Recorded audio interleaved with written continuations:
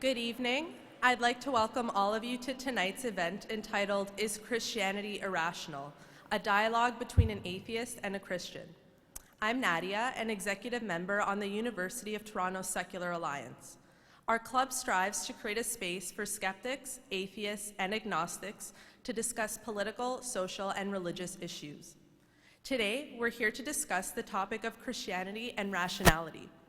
In the short time we're here, our speakers are going to tackle questions such as whether or not Christianity is an excuse to evade the need to think and evaluate evidence, and whether or not Christian faith is belief in spite of evidence.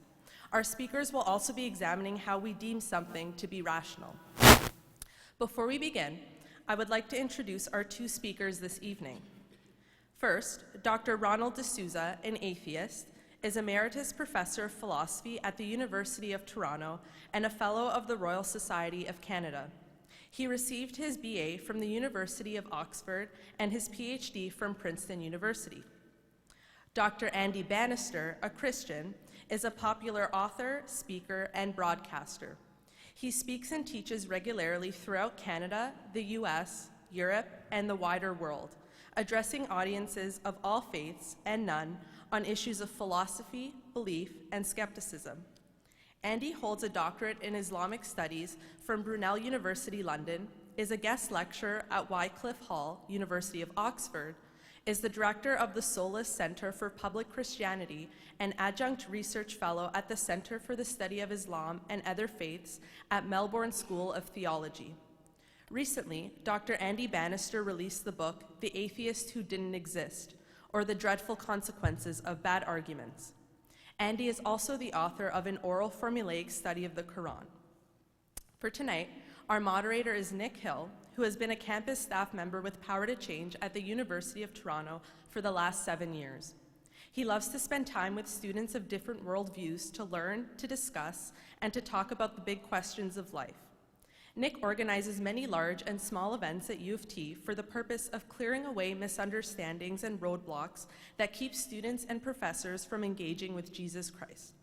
Some of these events have included Is It True?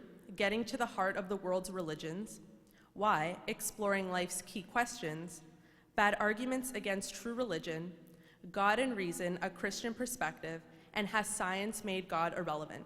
I'd like to welcome Nick up to the stage, where he will explain the format of the debate.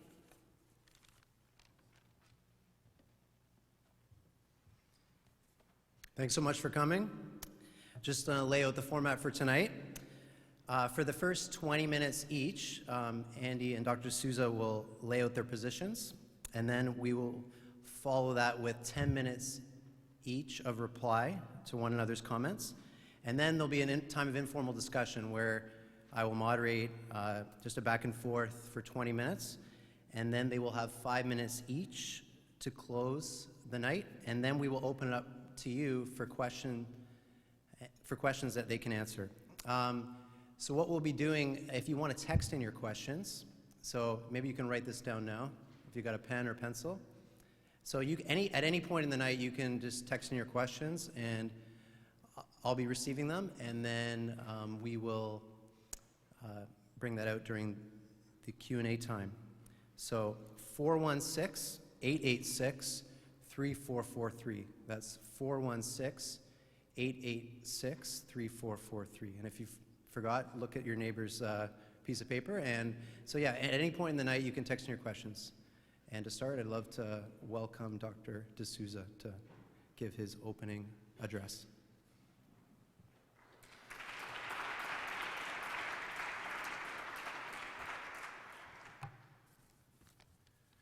Well, thank you very much for inviting me. I'm supposed to have a separate mic here, so is this an improvement? Okay. So, is Christianity rational? The first question that we should ask is what we mean by rationality. It's a very complex question on which there are dozens, hundreds of books and probably thousands of articles. But I actually think that we can boil it down to something relatively simple. And by this, I mean, we can simply say that rationality consists in finding the most efficient means to whatever goal you set yourself. Now, one of the goals that as human beings we set ourselves is finding out what's true. And so we speak of epistemic rationality, which simply means rationality with respect to the beliefs you hold in relation to the reasons that you have for those beliefs. And if you want to know what's truth, what is true, without needing to know what truth is, I think you can be pretty sure that the best way to find out the truth is to attend to reason and evidence. Reason won't get you anywhere by itself, but when you have the evidence, then use your reason to draw the conclusions that you think are warranted by reason. Now, that's epistemic rationality. But of course, in life, we're interested in attaining many other things besides truth.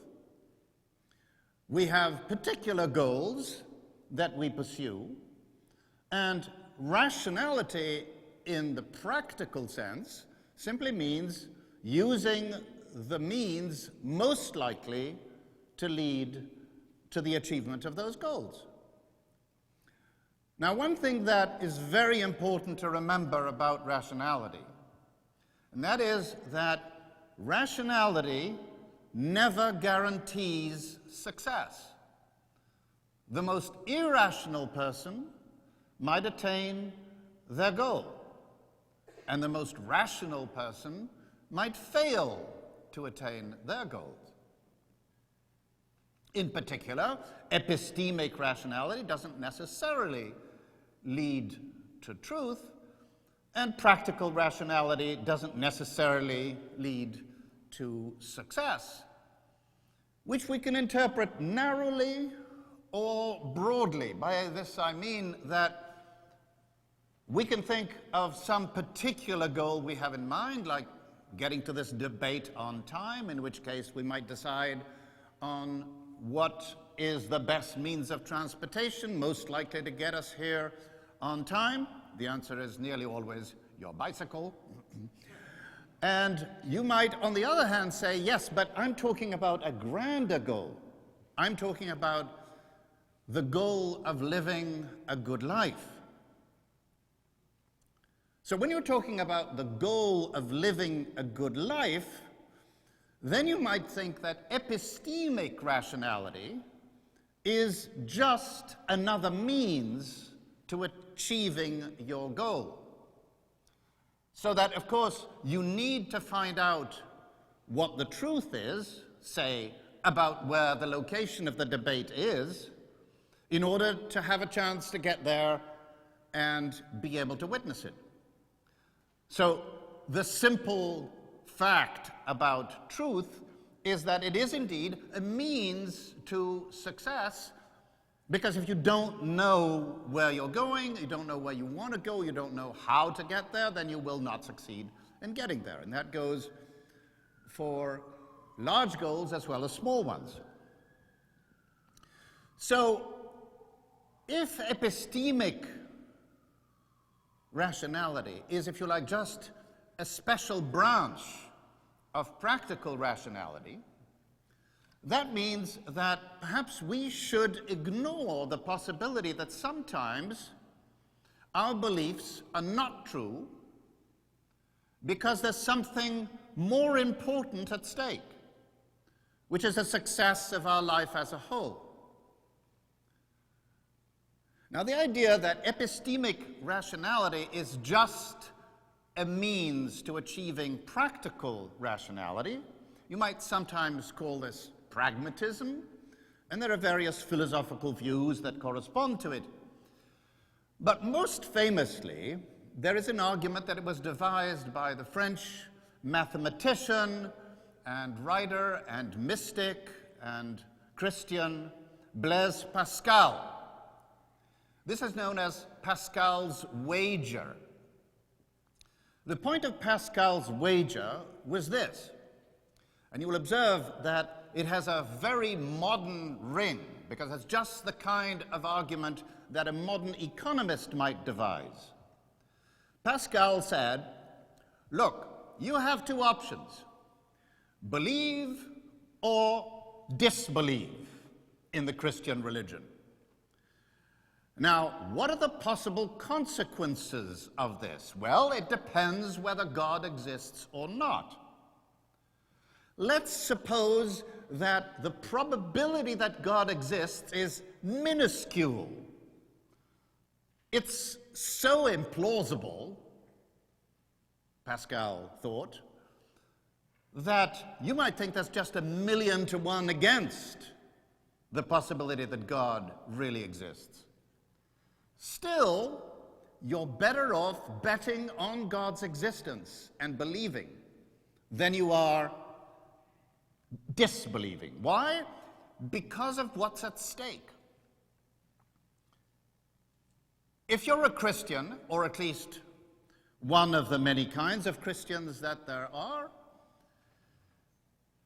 you may believe that there is no possibility of your going to heaven unless you believe.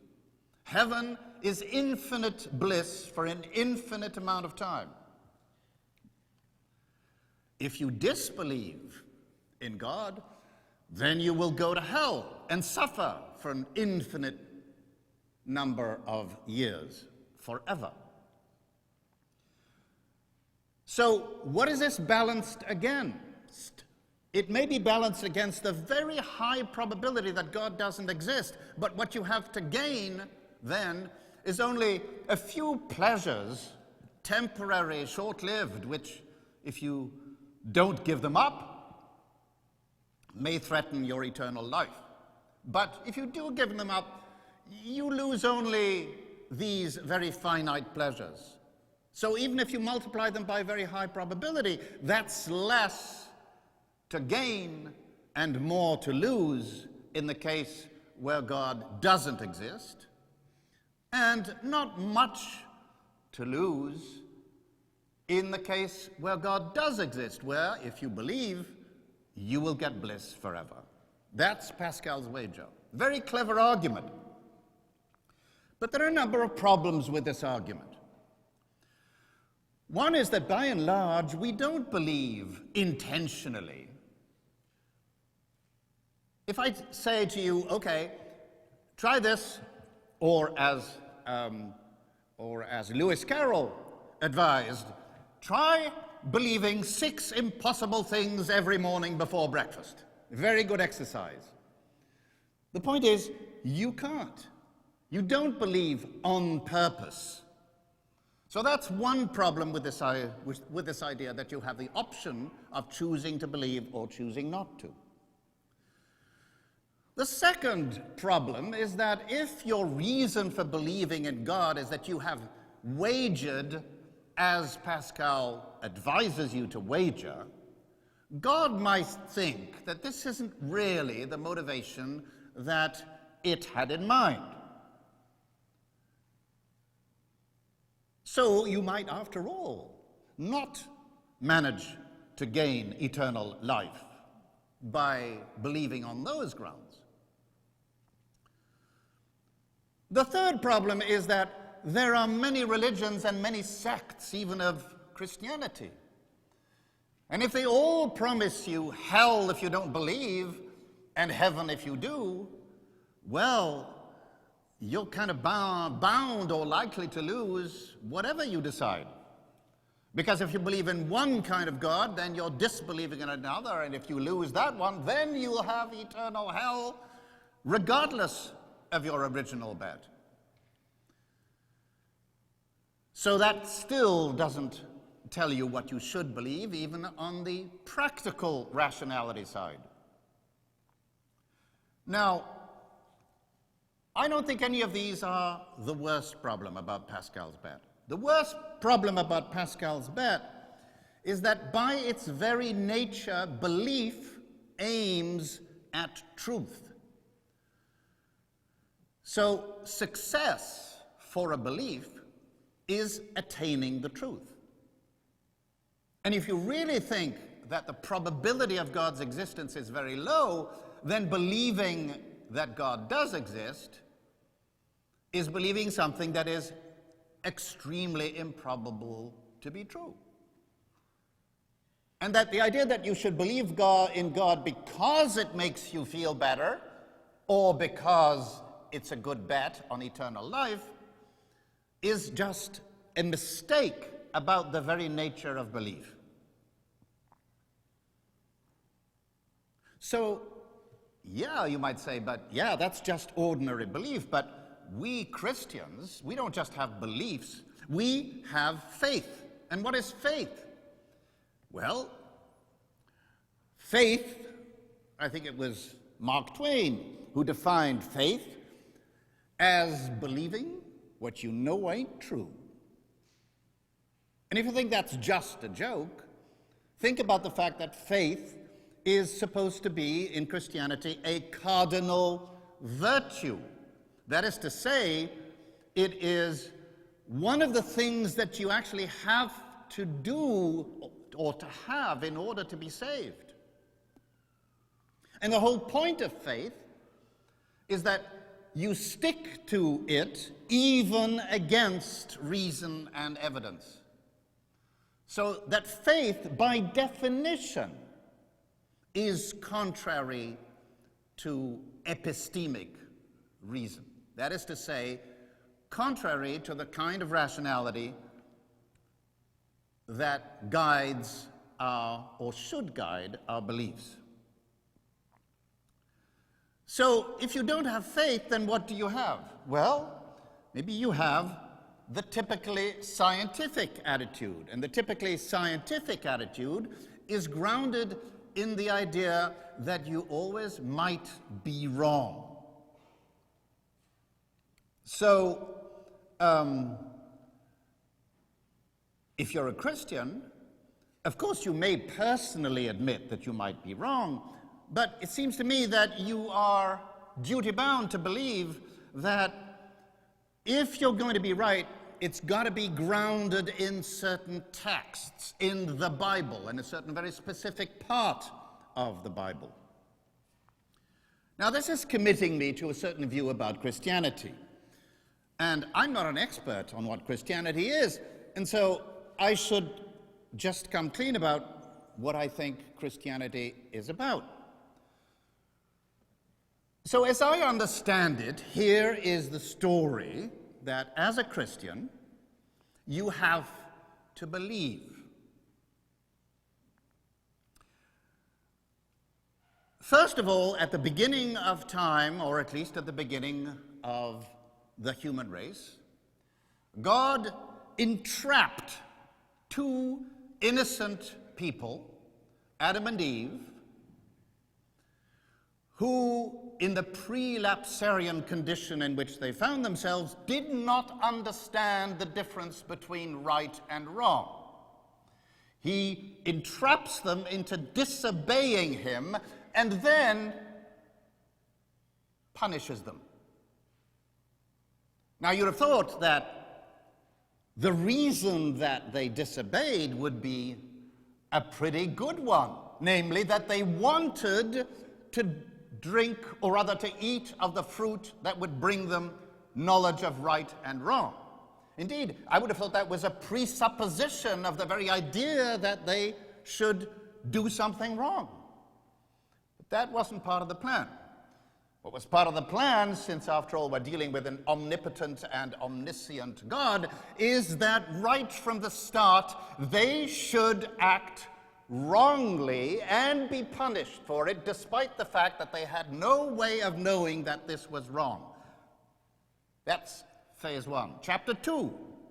After a few thousand years, God decides that maybe that was a bit unfair.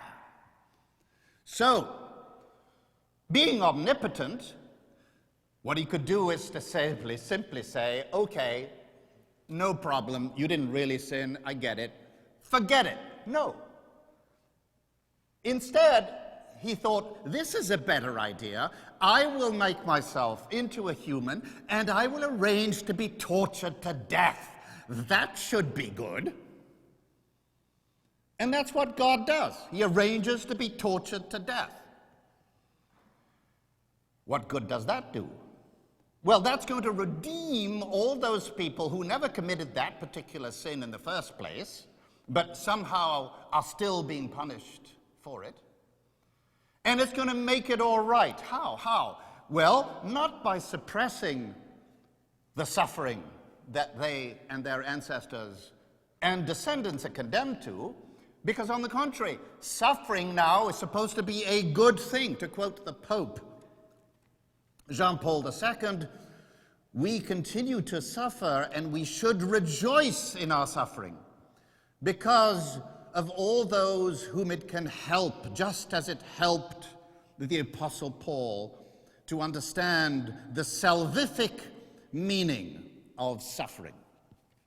So suffering is a good thing, and the redemption doesn't, as far as I can see, do a damn thing, because you're still sinning. You still have to confess if you're Catholic, or whatever you do if you're not Catholic, and have your sins forgiven.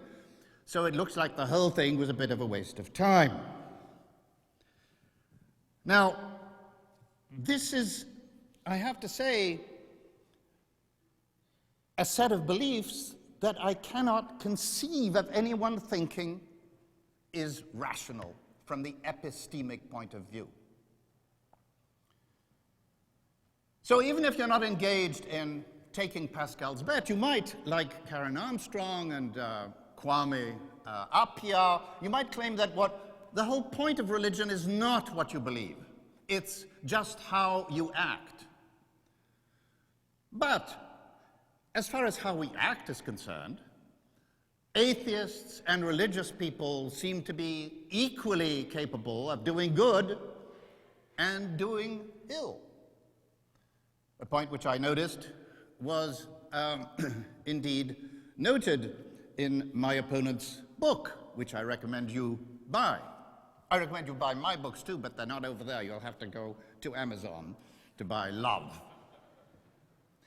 So, the story of creation and the story of redemption is, I think, on the face of it, absolutely absurd, and the practices associated with Christianity are neither better nor worse than the practices associated with any set of beliefs about how one should live together in a harmonious society.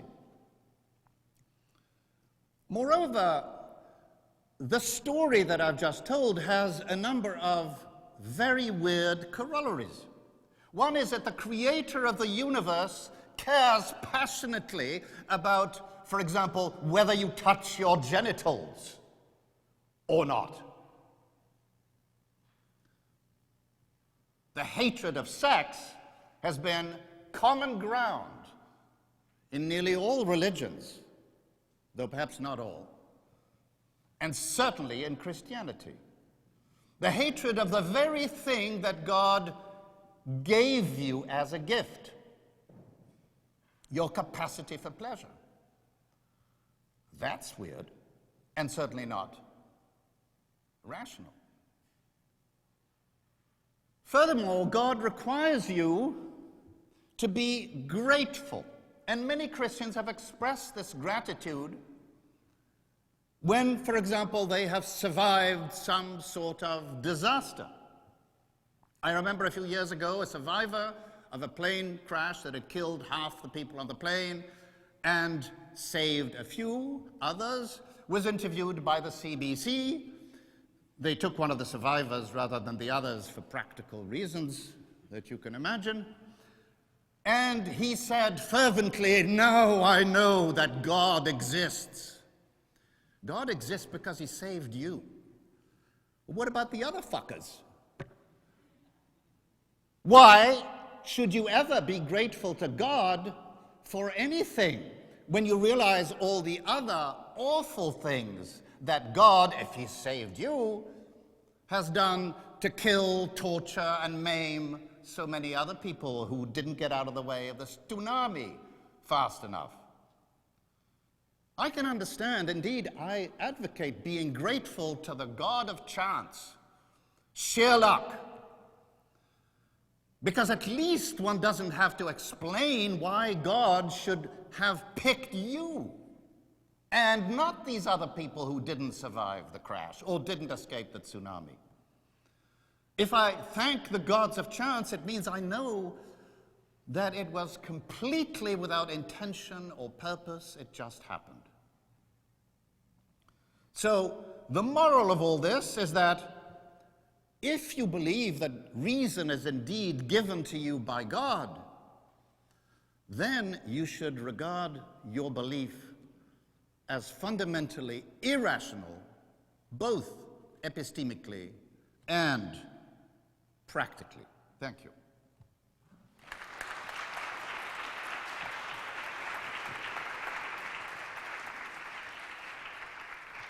Thank you, Dr. de Sousa. We now welcome Dr. Andy Bannister.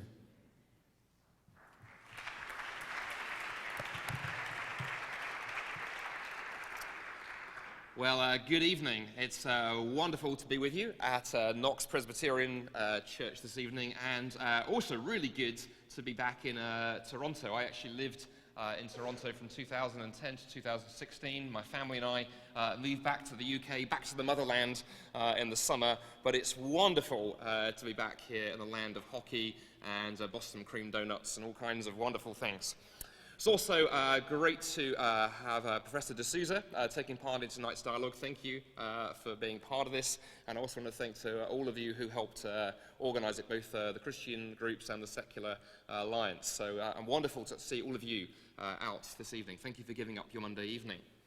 Now, a friendly dialogue like tonight's, I think, is really important. It's really important for a number of reasons. One, because I think when you look at what's gone on in recent years around the kind of God question, there's been rather too much screeching, I think, in the God debate of recent years. There've been sort of great sort of, philosophical howitzers, gun emplacements on either side of the discussion, and people lobbing arguments from entrenched positions on either side, all of which makes for great entertainment. Soundbites can be remarkably funny, but they make for terribly bad argument. Now, I think some of that screeching, particularly from the atheist side of things, and it's only a small part of the atheist community, I want to be very clear about that, but I think some of that screeching has come because the God question shows no sign of going away. Religion is growing everywhere. Everywhere we look in the world right now, every major religion is growing, whether it's Christianity in China or Africa or in the Middle East, whether it's Islam in Europe, whether it's Eastern religions here in the West. Even Europe's once empty churches are beginning to fill up again. After 6 years away from the UK, it's fascinating to see these kind of signs of green shoots everywhere I look back in the UK. In other words, rumours of God's death have been greatly exaggerated. We live, as one journalist put it, very much in the age of religion. Secondly, I think the other thing going on behind some of where we're going to go this evening is, there is a much greater willingness, I think, to recognize today that all of us have deeply held beliefs and convictions. There is no such thing as a non-believing human being. It's very interesting that sociologists and anthropologists are now beginning to study the atheist community, the secular community, and classify them actually in many cases as religious movements. And in fact, the late atheist philosopher A.J. Ayer once remarked, he said, any debunker ought to be forced in public to wield his own debunking sword over his own cherished beliefs. In other words, there's no sort of sitting there saying what I believe and what I hold dear is immune from question. It's you folks over here who have all the questions to do this evening. So I hope when we come to the Q&A, you'll take that at face value and fire questions equally at myself and Ronnie and put us both on the spot. But tonight's topic explicitly asks, is Christianity irrational? Well, the simple answer to that is, no, it isn't. Now, Of course, you'd expect me to say that as a Christian philosopher, but let me tell you instead, therefore, what atheist philosopher Michael Ruse, who taught for 35 years at the University of Guelph and is now at Florida State University, has to say. He and I did a dialogue on radio about a year and a half ago, and during that dialogue, I was stunned, actually, by what he said, because I was expecting things to start a bit more lively. But this is what he said near the beginning of our debate. He said, "Christianity is a very serious answer to a very serious question." He said, "I have no time for anybody who thinks we can dismiss it with soundbites. It is, again, I say, a serious answer to a serious question." Now, he said, as an atheist, I don't believe ultimately it's the right answer. But nevertheless, as an atheist, I still believe I need to consider it and study it and weigh it carefully. I love those words, a very serious answer to a serious question. Well, this evening, I want to share with you 4 reasons in the kind of 17 minutes I have left on why I think Christianity is not irrational and why I think it deserves to be considered very, very seriously. Firstly, I'm going to say that I think there are really good philosophical and scientific reasons to believe that the Christian faith is true and that God exists. Secondly, I'm going to suggest that Christianity makes a much better sense of a vast array of human experience, far more so than any other belief system. Thirdly, we're talking about rationality this evening. I'm going to suggest to you that we can't actually even think unless God exists. And then fourthly, I think there are powerful historical reasons to take Christianity seriously. So let's explore each of these briefly in turn for a few minutes. First, there are good philosophical and scientific reasons to take Christianity seriously, to believe in God. If we had time, I could rehearse numerous examples here, but I'm just going to mention 3 to you because our time is short. Firstly, there is the fact that anything at all exists. You know, it's a basic principle of metaphysics that nothing comes from nothing. That's why you don't open your curtains in the morning and expect to see a pink unicorn having materialized overnight in your back garden. The world would be fun if that happened, but it doesn't. I don't log onto my bank account each day wondering if millions of dollars will have appeared in my bank account overnight. That's never happened. Nothing comes from nothing. And what that means is, philosophically, that we find ourselves in a universe full of stuff is a pretty big metaphysical problem. In fact, some philosophers will tell you it's the ultimate philosophical question, why something rather than nothing exists. If a God exists behind reality, it gives you a very good explanation for that. And the argument from the existence of anything at all is one of the oldest philosophical arguments for the existence of God. It predates Christianity and has been thought about for millennia. Secondly, there's the fact that once we have a world full of stuff, that science works. You know, we find ourselves, don't we, in a universe that is stable and ordered and repeatable. Yet that didn't have to be the case. It could be that we found ourselves in a universe that was entirely random. Admittedly, what's going on in the American political system right now may make us think that the world is random, but thankfully for those of us in the physical sciences, things seem to be pretty stable. It's good for scientists that it is. Interestingly, it was the fact that they believed in God and believed in a God who was rational and stable and coherent that led many of the medieval scientists, medieval philosophers and thinkers to begin doing science in the first place. Very strong connection between medieval Christianity and the birth of science. Now, when you look at the sciences and when you look at our universe, you also discover that our universe is governed by mathematics. Beautiful scientific and mathematical equations, carefully balanced, lie behind our universe. So beautiful and so intricate that it's led many to reflect on that connection. As Einstein himself once put it, he said, God has written the laws of physics in the language of mathematics. That very strange fit between maths and science is almost impossible to explain on naturalism alone. Either it's an entirely bizarre and very fortunate coincidence, or something suspicious is going on.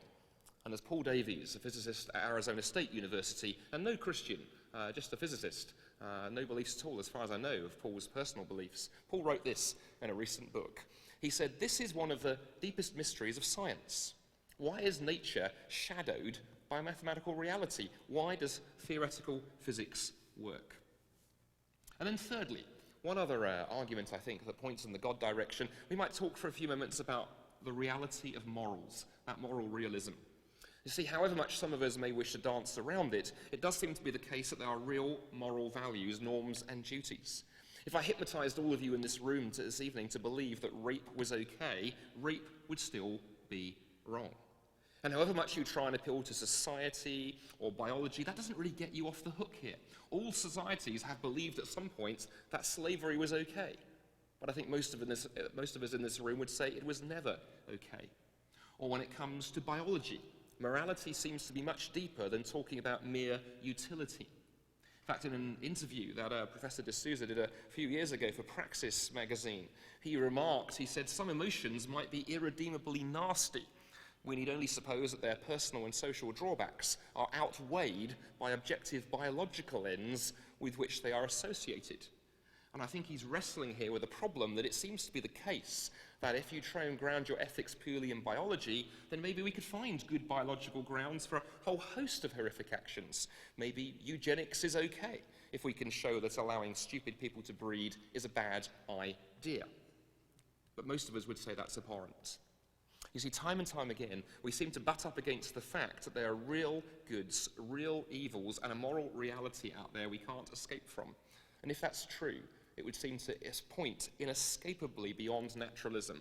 And many philosophers think it's very good reason, a very good piece of evidence to consider belief in God and take it seriously. Now, if we had more time, and we may explore this in the Q&A, there is much more that can be said, but for now I want to move on to my second suggestion, that Christianity makes far more sense of a vast array of human experience. Let me give you just one example. A year and a half ago, I had the privilege of speaking at the headquarters of National Geographic magazine in Washington, D.C. I've been asked to come and speak to some of the writers and journalists there on science and beauty, and in particular explore a particular problem. That it's very hard to speak meaningfully about beauty if we live in a godless universe. You see, by all means, you can say that you personally find a mountain view or a piece of art beautiful or pretty, but all that you're doing, if there is no God, is telling me about your inner psychology. You're describing yourself and not actually the work of art. On the other hand, if something really is beautiful, if such things as real beauty really exist, and a good definition of beauty is that something has an aesthetic value in and of itself, and not merely that it gives you the warm fuzzies when you look at it, then as philosopher Roger Scruton, in his little book On Beauty, remarks, he says, then we're butting up against the fact that beauty must be a real and universal value. That doesn't fit very well in a godless universe, nor do a number of other things, quite frankly. Justice, for instance. What does justice mean if we are merely atoms dancing to our DNA? Or we might talk about purpose, or meaning, or significance, mere illusions, if we are purely atoms dancing in the void. Human rights and dignity, things that we take very, very seriously. Our human rights tradition here in Canada is something we're very, very proud of, and I think rightly so. But very hard to speak meaningfully of human rights in the objective sense if, again, we're nothing more than atoms and particles. And the list goes on and on. And in each of these cases that I describe, and again in the Q&A we can explore more, it seems to be the case that many of these things that matter so much to us as human beings fit better if Christianity is true, meaning that reality is not merely grounded in physics and chemistry, but that reality is grounded in a God who is beautiful, a God who is just, a God who has imbued reality with purpose, and a God who has conferred tremendous value on each one of us, which means we can talk meaningfully about things like dignity and rights. But there is one more thing that Christianity makes better sense of, and this is an interesting one given the topic we're talking about tonight. You see, tonight, here we are in this beautiful building talking about rationality and irrationality, without noting the irony that thinking is quite a curious thing. Professor de Sousa remarked at the start that rationality is a complicated thing, and it is. It's kept philosophers up for many a night. But here's one thing that goes without saying. In order for your thoughts to be rational, you need to know that you hold them for good reasons. Let us suppose there is one person here in the audience tonight who believes that the Maple Leafs are the best hockey team in the world. I know that seems unbelievable, but maybe one of you here this evening. And we find that person and we bring him or her to the stage, and I begin interviewing them. And I ask them why, and they give me all kinds of kind of clever and convoluted reasons that sound quite rational, but, there we are. Now, eventually, just for fun, I reveal to them the horrible truth, that tonight we are actually filming the first episode of a new TV prank show. And what we did is we actually slipped a hallucinogenic drug into their coffee at Tim Hortons around the corner, and just as they walked into the building this evening, Don Cherry stepped out from behind a pillar and hypnotized them into believing that the Maple Leafs are the best team. Do you see the problem? They think they're giving you coherent reasons, but actually there is no coherence underneath. They're just repeating a script that they've been programmed with. Here is the problem. If atheism is true, we are in exactly the same position. Professor de Sousa, myself, each one of you here this evening doesn't believe what we believe because it is true. We believe what we believe because of our brain chemistry. Your atoms fizz away between your ears, and your thoughts fire off deterministically, and what passes for reason is simply a delusion. In fact, as the atheist, neuroscientist, and philosopher Raymond Tallis, in his magisterial book Aping Mankind, Neuromania, Darwinitis, and the Misrepresentation of Humanity, he admits in that massive book at the end that as an atheist, he is forced to conclude that materialism offers absolutely no basis whatever for human thoughts. And if you want that argument unpacked in more detail from an atheist, as I say, Raymond Tallis' book, Aping Mankind, phenomenal read. Or take the words of a biologist, J.B.S. Haldane, who put it this way. He said, if my mental processes are determined purely by the motions of atoms in my brain, then I have no reason to suppose that my beliefs are true. They may be sound chemically, but that does not make them sound logically. So how does belief in God help us make sense of this? How does Christianity give us a better basis for thinking itself? Well, at the very least, the believer in God is perfectly comfortable with the idea that atoms and particles are not the only thing that they are. Indeed, I would suggest that every time you think, reason, or argue, you are reminded that minds exist. And if there is a non-material substance like mind that interacts with the world, well, then maybe there might be another. Perhaps the ultimate source of mind itself. So, my friends, there are good reasons, I think, to believe that the Christian faith is rational. It makes better sense of lived human experience, and we can't even think if we live in an atheistic universe. It's all a pretense. But there is one last reason I want to spend a few moments on before I step down from the podium, and that concerns history. You see, here we get something important. We've been talking tonight as if Christianity is an idea or a concept or a philosophy or a religion. But that's actually never been the way that it's been primarily presented. So you may have heard Christians use the word gospel to describe what we believe. That's the word the New Testament uses, for instance. Now, the English word gospel is the English translation of a Greek word. The New Testament was originally written in Greek. And the English word gospel is a translation of a Greek word, euangelion. And that means literally good news. Professor Tom Wright, one of the world's leading historians and theologians based at St Andrews University back in my home country of Scotland, he unpacks the significance of this. In a recent book, he writes, many people today assume that Christianity is a religion or a moral system or a philosophy. In other words, they assume that Christianity is about advice. But it wasn't, and it isn't. Christianity is simply good news. It is the news that something has happened as a result of which the world is a different place. You see, one can debate the merits of a religion or a moral system or a philosophy, but a news event is discussed in a different way. Either the event happened or it didn't. Either it means what people say it means or it doesn't. And you see, the news that stands at the heart of the Christian faith is that God is not an abstract idea or a distant being who wound up the clockwork of the universe and then disappeared off and left it running, but a God who stepped into history in the person of Jesus Christ. And Christians are simply people who have looked at the life and the character and the teaching and the claims of Jesus, decided that they stand up and decided that they are true. And many of those claims, which were bold and outrageous and ultimately got Jesus nailed to 2 pieces of wood by the authorities, were vindicated when he rose from the dead. It is the life and death and resurrection of Jesus on which Christianity purely stands, for which I believe there is tremendous historical evidence that we can press into in the Q&A if you're interested. See, if Jesus was who he said he was, if he did what he claimed, then that is good news. And we can test news intellectually, of course we can. But we also need to test it existentially. Because news is only good news if it changes something. 20 years ago, this April, I met my wife. And on the 30th of August, 1997, I asked her to marry me. Amazingly, she said yes. And I rushed out and told people the wonderful news that the most beautiful, the funniest, the most wonderful woman in the world had agreed to marry me, and amazingly, there was no alcohol involved anywhere. Now, imagine one of my friends, a philosophy student, says to me, on hearing me say this, he says, well, that's a very interesting claim that you've got engaged, Andy. Let's test it using modal logic. Let's see how it aligns with what Aristotle and Wittgenstein and Kant and the great philosophers said, and then I can decide whether or not it's rational for you to describe yourself as engaged. You know, my friend's response might be interesting. Maybe there was a PhD thesis in there somewhere, but he would also have missed something. He would have missed that primarily my announcement was not a philosophical argument, but a piece of news.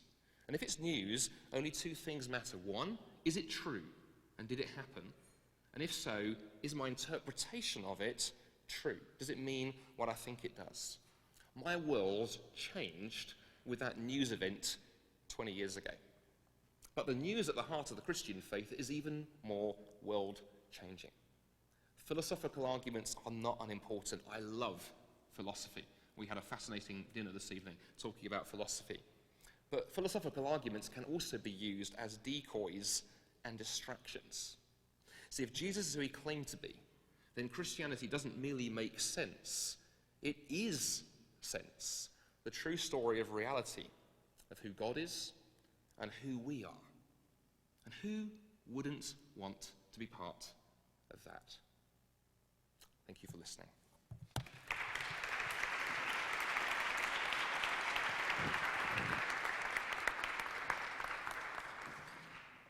Thank you, Andy. And now, Dr. de Sousa, we welcome you back to give your 10-minute reply.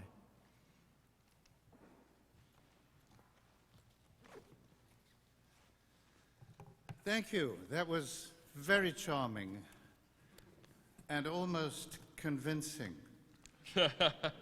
But let me just raise a couple of points after I have reanimated my mic.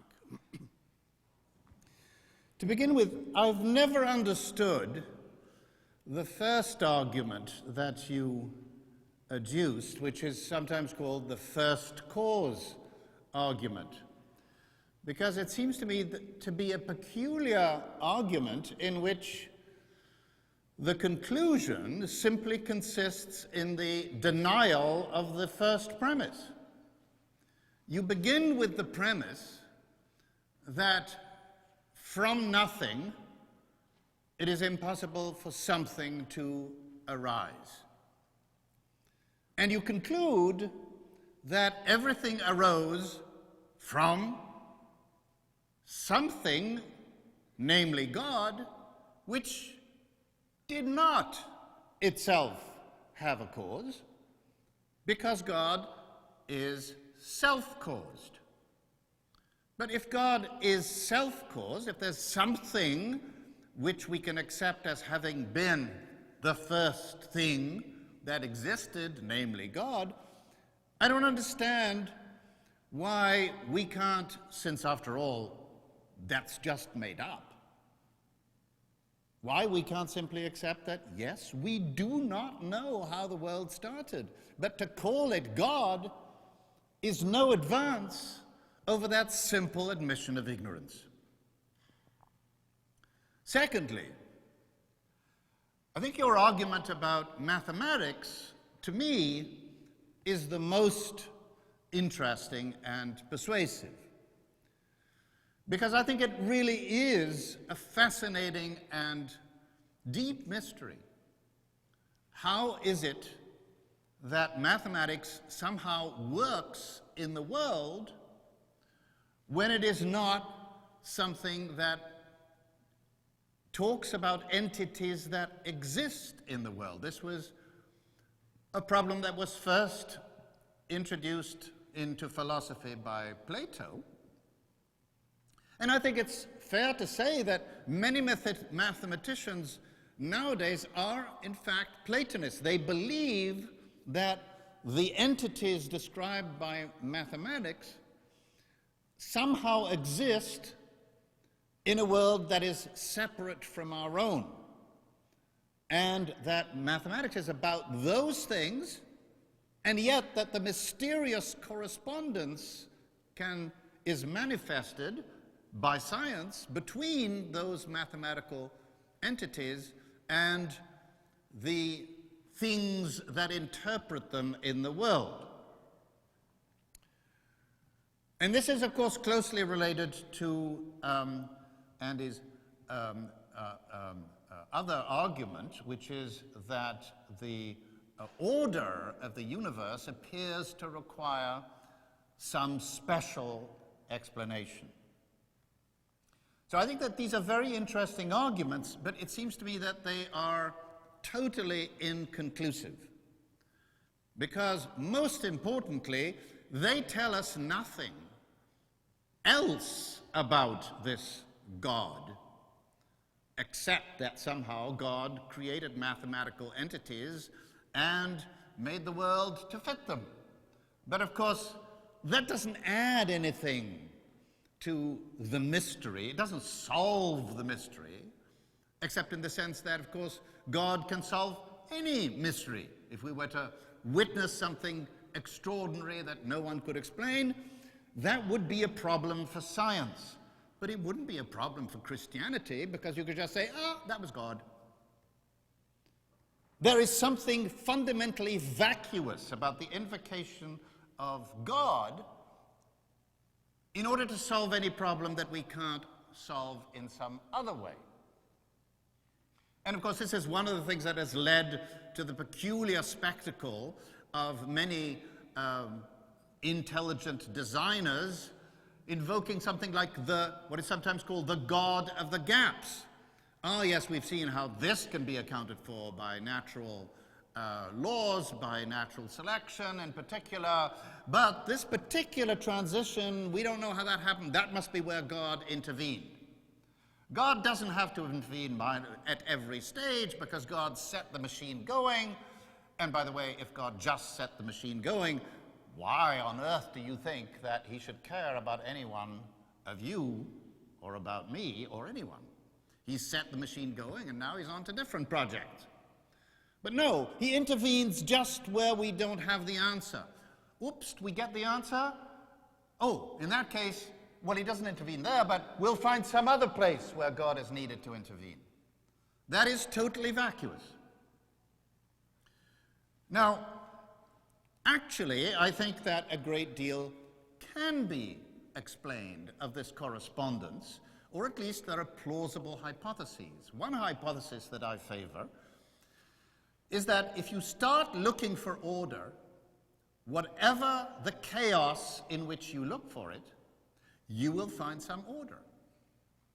It's well known, for example, that in science, if you go fishing, you will always find something. A few years ago, somebody in Toronto took 2,000 subjects, divided them into two groups, and fed their astrological data, their birth date and place, etc., on the one hand, and their medical history on the other, into a computer, and said, okay, find us some correlations. But they divided them into two groups. And in the first group, the first 1,000, they found that people born under, I forget what it was, under this particular sign, let's say it was Pisces, were more likely to have liver disease. But nothing like that came up in the second group. And if you actually interrogate any group, you'll find that that is extremely unlikely to happen. It was just chance. Most things in life are just chance. And if you're looking for order, you'll always find something. Now, as for the good news,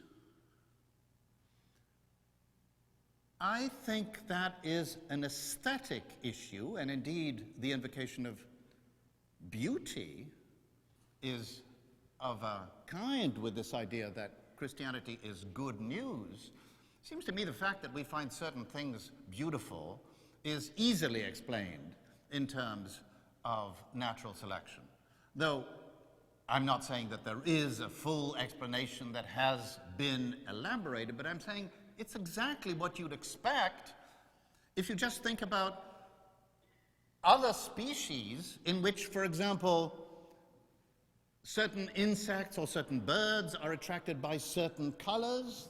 They first had to evolve color perception, which is, in the case of bees and most birds, much more developed than our own. They see colors that we've never seen. And they presumably then have a sense of beauty which is not the same as ours. Far from it being absolutely universal in itself, what counts as beauty depends on your neural configuration. I think that probably most of us wouldn't find any, even the most beautiful baboon, actually beautiful. But baboons find one another beautiful. We find some of us beautiful for very obvious reasons that have to do precisely with natural selection. And that applies both to our environments and to the people who might conceivably be our mates. Finally, I think that to illustrate this idea about aesthetics, I want to tell you a parable. There was a man who, walking on the beach, found a little pebble, and that pebble was amazingly like a human face. So this person took it home and displayed it to everybody. Isn't that wonderful, the way that the action of millions and millions of years of stones rubbing against each other and the waves just tumbling rocks and pebbles on the beach has by chance produced this human-like figure. What a wonderful thing. But then one of his friends shows up one day and says, "Oh, I see you've got one of Johnny's rejects. What are you talking about?" "Yeah, you know, Johnny makes these little things for tourists, and when he gets them really botched, he throws them out onto the beach. You find it on the beach?" "Yeah, he throws them out there." And suddenly, the beautiful creation of chance and necessity becomes nothing but the ugly, botched work of a poor craftsperson. That's what this world is like, when you think about all the suffering in it, when you think about all the ugliness in it, when you think about those billions of years of animals just tearing each other apart. What's beautiful about that? If God exists and is a crafts person, it's a really poor one.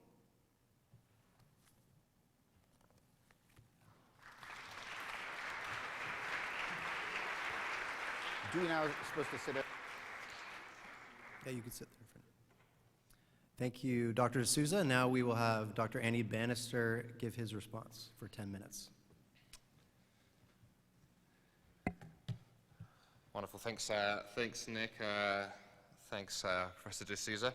I'm tempted to be a bit cheeky and open my remarks by echoing yours and saying that was charming, just not quite convincing. But I'm British. My standards of proof are slightly higher, and I'm a cynical old piece of work. You know, it's interesting. It's been a great discussion so far. Looking forward to the Q&A. And I think one thing maybe right at the start I want to say. I think a sign of good thinking, a sign of good philosophy and clear philosophy, is the ability to represent the other side accurately. That's very, very important when we have these kind of sort of inter-worldview dialogues. And it's hard work. It's hard work. I know, my own book on atheism, I road tested that on skeptical friends and said, have I been fair here? Have I represented correctly? And you can't please everybody, but you can try. So in that light, I was just slightly disappointed that in a couple of places, I thought there's a slight bit of misrepresentation going on that I probably ought to clear up before I then bring my sort of comments to a close. You had a good pop at the first cause argument, but interesting, the first cause argument that I touched on a bit is often woefully misrepresented. It's probably one of the most misrepresented philosophical arguments, largely because people don't go and read it. They tend to read what people have written about it and written about it and written about it. First cause argument is actually everything that begins to exist had a cause. Of course, what that gets you to when you reflect on that, and as atheist philosophers such as Quentin Smith would acknowledge, is that we need something uncaused. The chain of causation has to stop somewhere. And it gets you to the observation that demonstrably the ultimate reality is not matter. Now things get interesting and we can argue about what it is. And all I was suggesting this evening was that's a great starting point for the conversation. That doesn't get you to a fully blown Christian theism, but it certainly gets you to something considerably more than matter. I was very gratified that you found the maths argument persuasive. I mean, I think that's one of the most intriguing ones that's come up in recent years. To recapitulate that, the problem we have is that if maths is just a human invention, along with literature and language and hockey and donuts and kind of other things, just something that Mesopotamian goat herders invented sometime around about the 3rd millennia BC, then of course how does mathematics and numbers describe the curvature of space-time? Most mathematicians, when you talk to them and read those who've thought about this, will tell you they feel they are actually describing reality. They are uncovering something. And as Professor de Sousa slipped in there, most of them are Platonists. They believe there is some realm out there that is not just matter. And that either means you have to have that kind of floating around somewhere randomly, or you have to ground it somewhere. And then there's the beauty argument that you touched on at the end. What's interesting is how many people find that compelling. I came to that fairly late in life and was, reading a little wider in philosophy than I had for a while, and was stunned actually how many philosophers find that a fascinating argument. Because if beauty doesn't actually exist, if it is just a mating strategy, as you suggested, then of course we don't have beauty. What you've done is you've explained it away. It's collapsed into mere utility. If I can doodle a cartoon on the back of a napkin such that people of the opposite sex are throwing themselves at me and I can reproduce, I am Michelangelo. Beauty has collapsed into sheer utility, which probably means we could close the art and literature departments here at UFT and replace them with biology. Most of us would say probably we've missed something there. And what I wanted to sort of hint at in my 20 minutes was that neither one of those arguments that I put forward to you this evening is designed to be a knockdown case. What they're designed to do is to be a cumulative case. That's how we weigh truth in most aspects of life. When we're trying to find the answer to a mystery, when a court is trying to ascertain the truth in a criminal case, when we're working in the sciences, usually there are not knockdown arguments. What we're looking for is a cumulative set of arguments that weighed together take us somewhere. And that's what I think some of what I offered you this evening sets out. It begins to map out a God who is rational, a God who is moral, a God who is beautiful, a God who steps into space-time. And some of those arguments lead people along a pathway towards Christian faith. Sometimes they don't get all the way there. One of my kind of philosophical heroes for many years was the great British atheist philosopher Anthony Flew. He, in many ways, is probably one of the greatest atheist philosophers of his generation. Wrote some groundbreaking work on atheism. But then, in later life, became a theist, convinced by the design argument that it actually held. Now, he didn't become a Christian. He ended up in some sort of middle ground in the middle and was working through a number of things before his death in his 80s. But as a case in point, that some of these arguments are designed to begin to get you towards Christianity, but don't get you all of the way. But one last thing I want to spend a few moments on. About halfway through Professor de Sousa's opening 20 minutes, he quoted Mark Twain, one of my favorite quotes on faith. Faith is believing what you know ain't true. And then you do this clever little presentation that sort of faith is, believing things, even the teeth of evidence. For Christians, merely believing things, even if there is no evidence, is apparently a virtue. I didn't know that, actually, after 20 years of Christian faith. That was news to me. Because the New Testament is very, very clear that believing things for which there is no evidence is not a virtue. In the New Testament, in 1 Peter chapter 3, verse 15, Christians are told, always be prepared to give a reason, to give reasons why you believe the things that you believe, for the hope that you have if you are asked. Never just say that you believe things because you believe things. When you look at the preaching of the first Christians recorded in the book of Acts, no one ever has the bright idea of standing up and saying, hey, just believe these things. It's a good idea.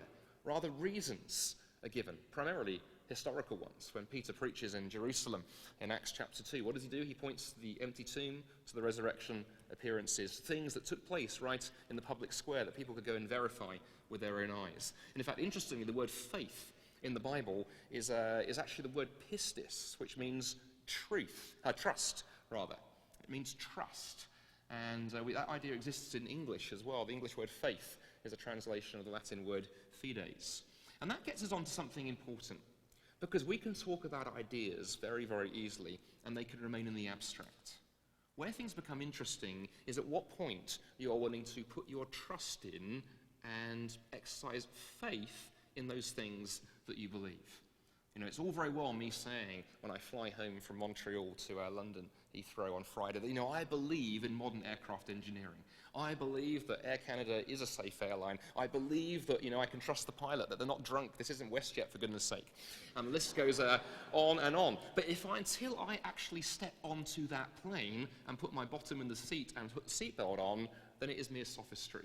Because I may be giving you evidence, I may be claiming things, but you would say, Andy, your actions have demonstrated a lack of trust.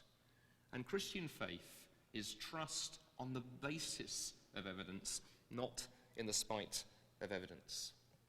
But in all of the stuff we've been talking about tonight, we've talked about truth a lot this evening. But a question I want to kind of leave you with as I draw my last kind of 3 minutes to a close. Have you ever wondered why truth matters? We're talking this evening as if it does. Ronnie and I are passionate in what we believe. There'll be many passionate questions during the Q&A, I imagine.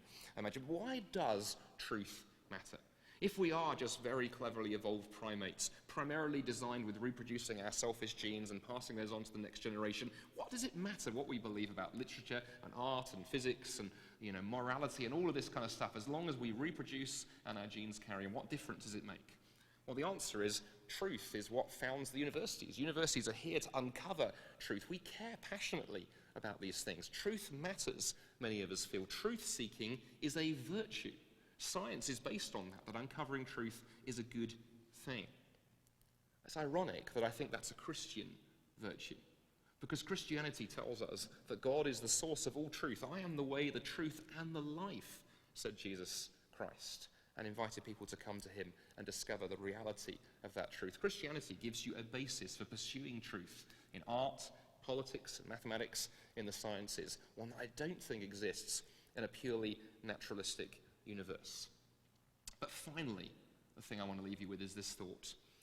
Again, as we've talked about these things this evening, it's very easy for philosophy to become an intellectual game, for us to bat around ideas and keep things in the abstract. But ultimately, the problem with that is it can reduce the whole question of whether God exists to a game of intellectual chess. You know, can I get Ronnie checkmated in the corner, or can he sort of, you know, produce at least stalemate or back row check me, for those of you who are chess players? But maybe there's more to life than that. You see, it's interesting in the Bible that God is very clear that he's not interested in belief. The primary thing God is interested in is not belief. In fact, it says in the New Testament, even the demons, even the devil believes in God and has done nothing about it.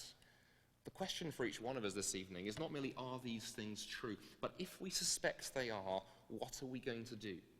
Are we going to run and hide? Are we going to try and ignore the questions, push them under the carpet, hope they'll go away? Are we going to try and throw out all manner of sort of philosophical smoke screens and clever long words so that we can pretend to ourselves there's nothing here to see? Or are we actually going to realize the question of whether God exists, of who Jesus is, whether Jesus is who he claimed to be, I would suggest is the most important question you can wrestle with. By all means conclude that it's not true. By all means conclude that it is, and act on that basis. But don't just sit on the fence, because it's too important. I hope in the Q&A we'll bring some of that out and get in some of the real issues this evening. Thank you for listening so patiently.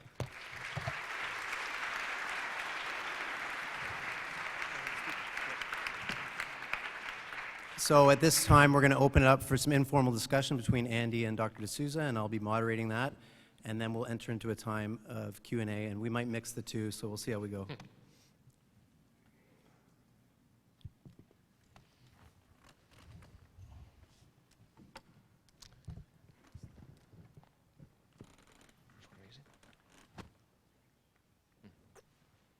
Do we need to use those, or? Good? Okay. Are you kicking us off, Nick? Yeah, so Ronnie. thank you. This was all very interesting, and I think we agree actually on quite a lot of things, but I think that my main disagreement is with this idea that beauty and value in general somehow don't make sense unless they have a source outside ourselves, and specifically if they collapse, I think you used the word, collapse into utility. So it seems to me I would like to answer this with a little couplet, which is that the autonomy of gastronomy does not require us to reject the mission of nutrition. Everything that we value originates in our genes, the effects of our education, our physiological processes, and of course, in terms of natural selection, it originates in features of our genes and our physiology that result in our having certain values, in our holding certain values. The origin of those values is one thing. Their importance to us is quite another. So I'm not in the least fazed by the idea that, among other things, love arises from certain circuitry in the brain and certain neurotransmitters acting in a certain way, and that we have been conditioned to have these experiences, and as well as broader experiences of beauty by natural selection. That doesn't take one inch away from the value of beautiful things. Okay, this is great, because we found some things to disagree about. That's surprising. I didn't think that would happen at all. And you're a poet, and I didn't know it. So there we go. That's the best of my attempts at literature.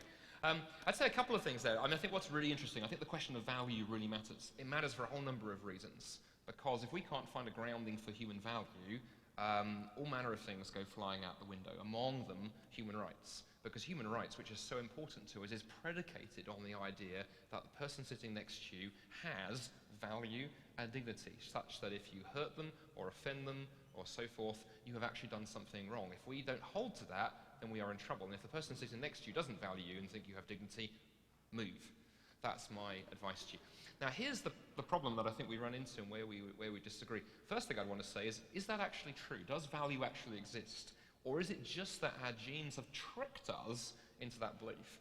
You see, Professor Dawkins, one of the world's leading biologists, well-regarded atheist, is on the record as saying these things, such as value and dignity, they're Darwinian misfirings. Ultimately, blessed mistakes is the phrase he uses, which is very interesting, but ultimately mistakes. Because if you are dancing to your DNA, Ronnie, I would suggest to you, it doesn't actually matter what you believe or what you value. It comes down to what matters in the biological game is who can reproduce the most and pass on the most of their DNA and their genetic material to the next generation. And anything else is accidental. Let me give you one more example of that. I talked about this in terms of truth.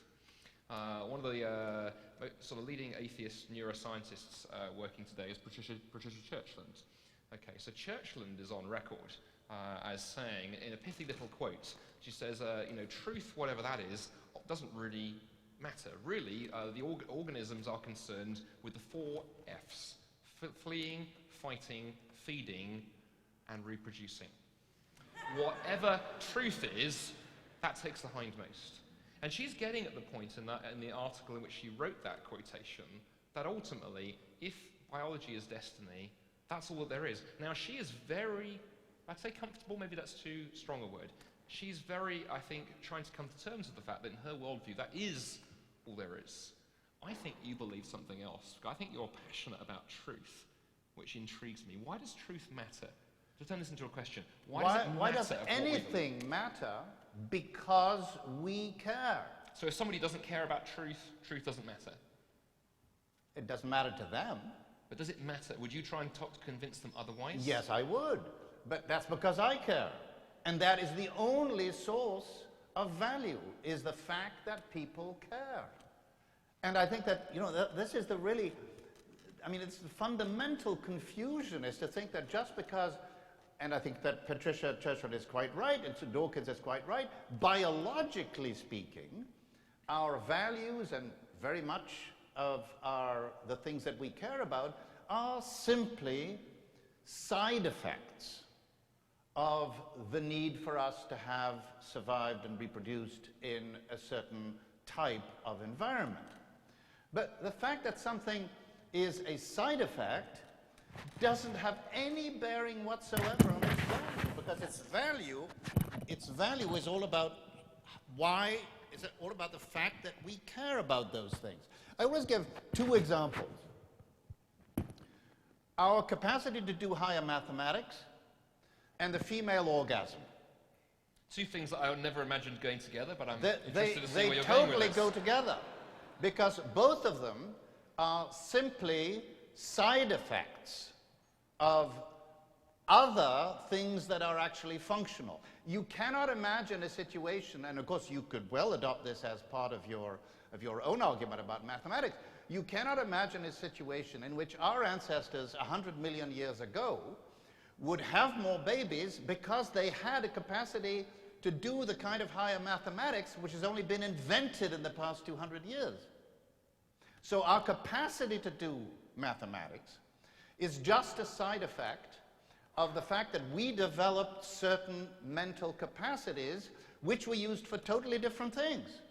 The capacity for female orgasm derives merely, I think it's been persuasively argued by a number of people, including a philosopher called Lloyd, that it derives simply from the fact that the clitoris is a homologous organ with the penis, that orgasm in a male produces ejaculation, which is necessary to reproduction, and that it would have been too much trouble for natural selection to arrange things for the clitoris not to produce orgasms.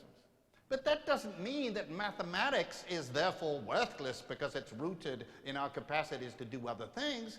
Neither does it mean that the pleasure of female orgasm is unimportant because it didn't evolve for a purpose. Most great, valuable things are without purpose. All the things we love, music, sex.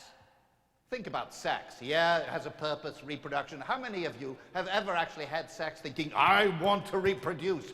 No, most of you have sex thinking, thank God I'm protected. Or, I hope to God I'm not going to reproduce.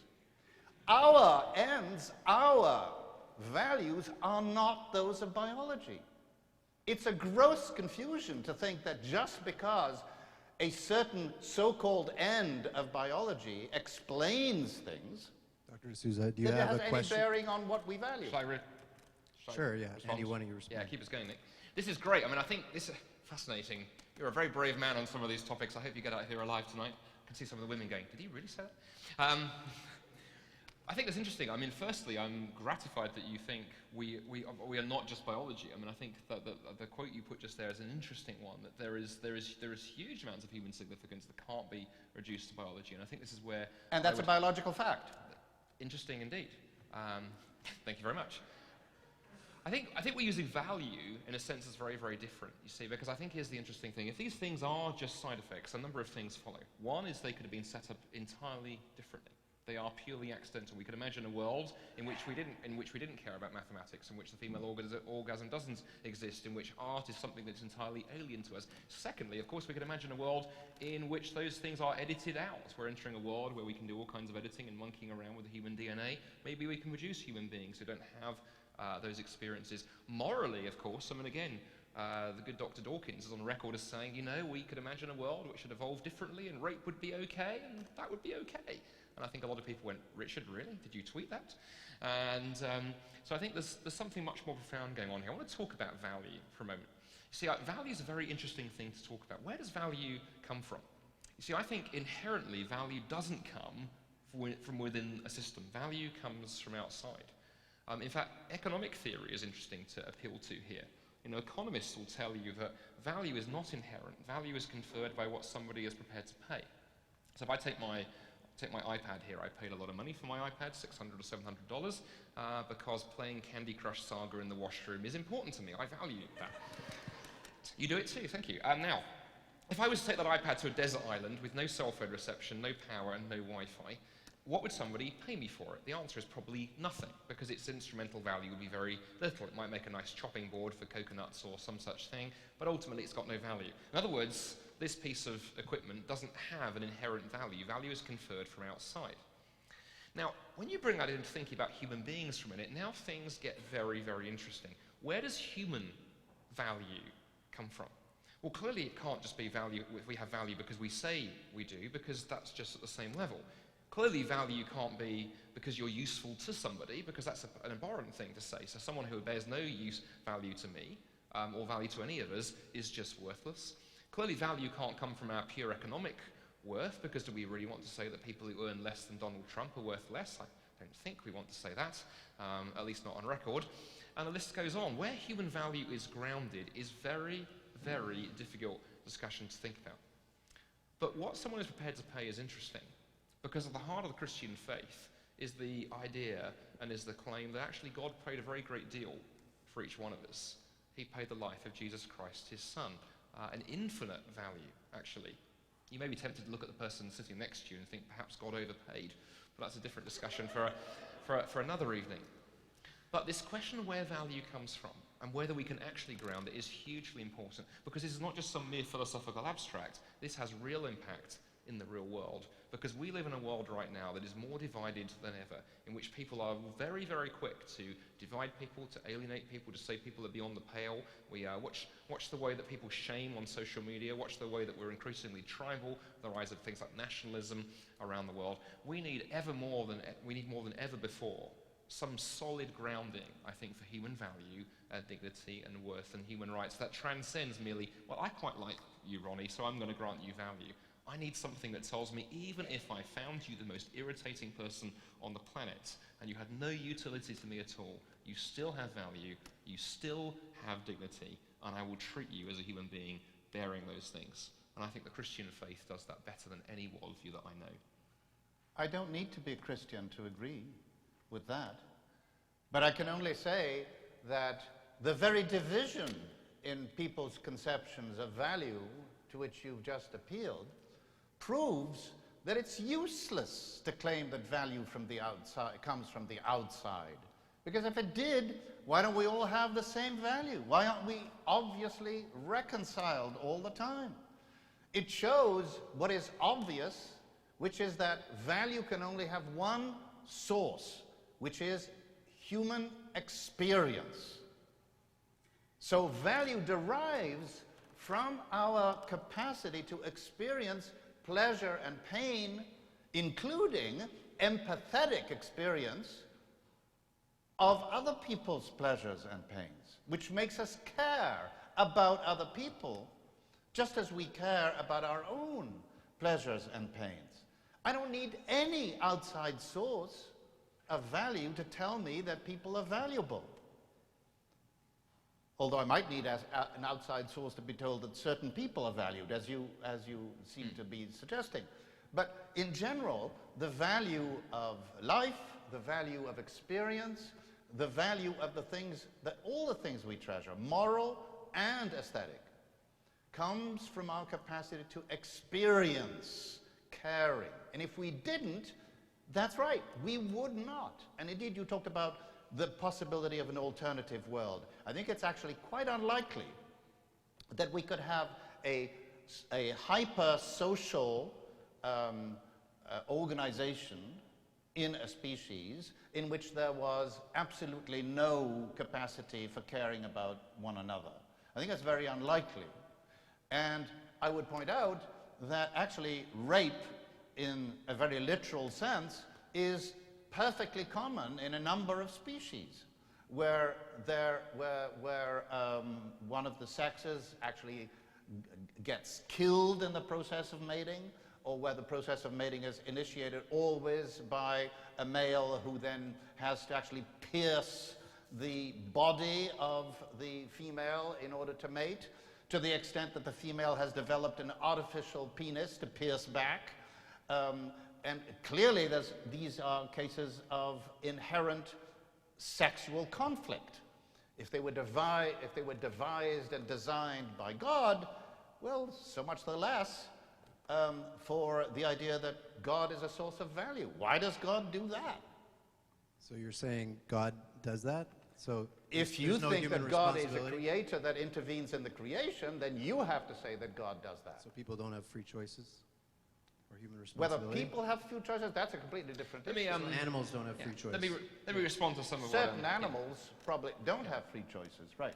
No, this is fascinating. I don't think you were saying that because rape exists in the animal kingdom, it could theoretically be okay for the human world. I don't think you were following. No, on the contrary, I'm saying you Opposite. can't because of the nature of human society. Okay. Interesting. Let me say a couple of things. It's very interesting that at the start of that last answer, Ronnie, you picked up on this idea that there's differences in values. And I think that's right. I think we look around the world and people do disagree. I mean, some of the most profound disagreements we have as human beings concern things like values and morals and what is the right thing to do. But I'd say a couple of things in that. Firstly, I think despite that apparent surface level of disagreement, underneath that, there's actually quite a lot of commonality. There's been a lot of work done on that, and certainly in Christian theology engaging with that idea. You know, one of the most famous books that deals with that is C.S. Lewis, the kind of Oxford professor and theologian. Wrote a book in the 1940s, I believe, called The Abolition of Man, in which he introduces the idea of the Tao, this kind of universal morality that underpins a lot of different societies. And I think a lot of anthropologists have said there's a degree of truth in that, is the first thing. Secondly, the idea that actually, yes, human beings may have profound disagreements, but we need to navigate a way through to something behind them, of course, lies behind modern human rights theory. And it's very, very interesting to look at where we got to things like the United Nations Declaration on Human Rights. A lot of that lies in what happened following World War II. Because following World War II, you had the Nuremberg trials, and many of the former SS officers and former Nazis who had committed terrible atrocities during World War II were put on trial, and many of them tried this defense. We were simply following orders, and actually, we were trying to advance the nationalistic cause of the Aryan people, of the Germanic peoples, and therefore, what we did was a good thing by the laws of German society, and therefore, you can't prosecute us. And it was interesting that to a man and a woman, actually, there were a couple of female judges, even back then on the Nuremberg panel, said, well, hang on a minute, this is demonstrably false, because there are values and norms and moral truths that transcend society. Transcend individual societies. And modern human rights theory is predicated on the idea that you can do that. Now, how do we go about doing that? It's not necessarily easy. I don't think Christian philosophers are saying that is the case, but they're saying there is a moral reality there. One thing I would want to say as a Christian philosopher on this is there's a very strong connection between good and justice and ought and purpose. In fact, this is so often missed that it's just worth mentioning. See, if I was to say to you, if you were to come and talk to me after this evening was over, and I was to say during the conversation, you know, I'm feeling a little bit grumpy this evening, and you'd say, why is that, Andy? You look like an easygoing British guy. And I said, well, you know, when I came through Toronto Pearson the other day, I stopped at a jewellery store there, the other side of security, and I bought a new watch. But the jewellery store at the airport, they ripped me off. They cheated me. They sold me a bad watch. And you would say, well, what do you mean? Why is it a bad watch? And I say, well, there was a loose nail in the wardrobe in my hotel room, and I thought I'd fix it, and I hammered in the nail using my watch like this, and I broke my watch. It's a bad watch. I think you'd probably say a couple of things. One, I think you'd probably say, would you like the number of a good therapist here in Toronto? There are several. But I think you'd also gently try and point out to me, you've misunderstood the purpose of a watch. The purpose of a watch is to tell the time, and you determine whether or not a watch is a good watch or a bad watch by how well it does that. Goodness is connected to purpose, to what philosophers call telos. We see that for something as straightforward as a watch. That raises the question of what is a human life meant to be? What does a good life look like? And one of the best books written on this subject, to give you a book recommendation, when I hand back to Nick, is Michael Sandel, who teaches ethics at Harvard University. He's written a wonderful book called Justice, What's the Right Thing to Do? And he surveys the various ethical theories out there, including some of the ones that Professor de Sousa has alluded to this evening. And where he ends that book concluding is we cannot escape the recognition that to talk meaningfully about justice or rights or any of these hugely important topics, we cannot run away from the question that modern secular societies like to desperately avoid. What was human life intended to be? We have to raise that conversation, hard as it may be.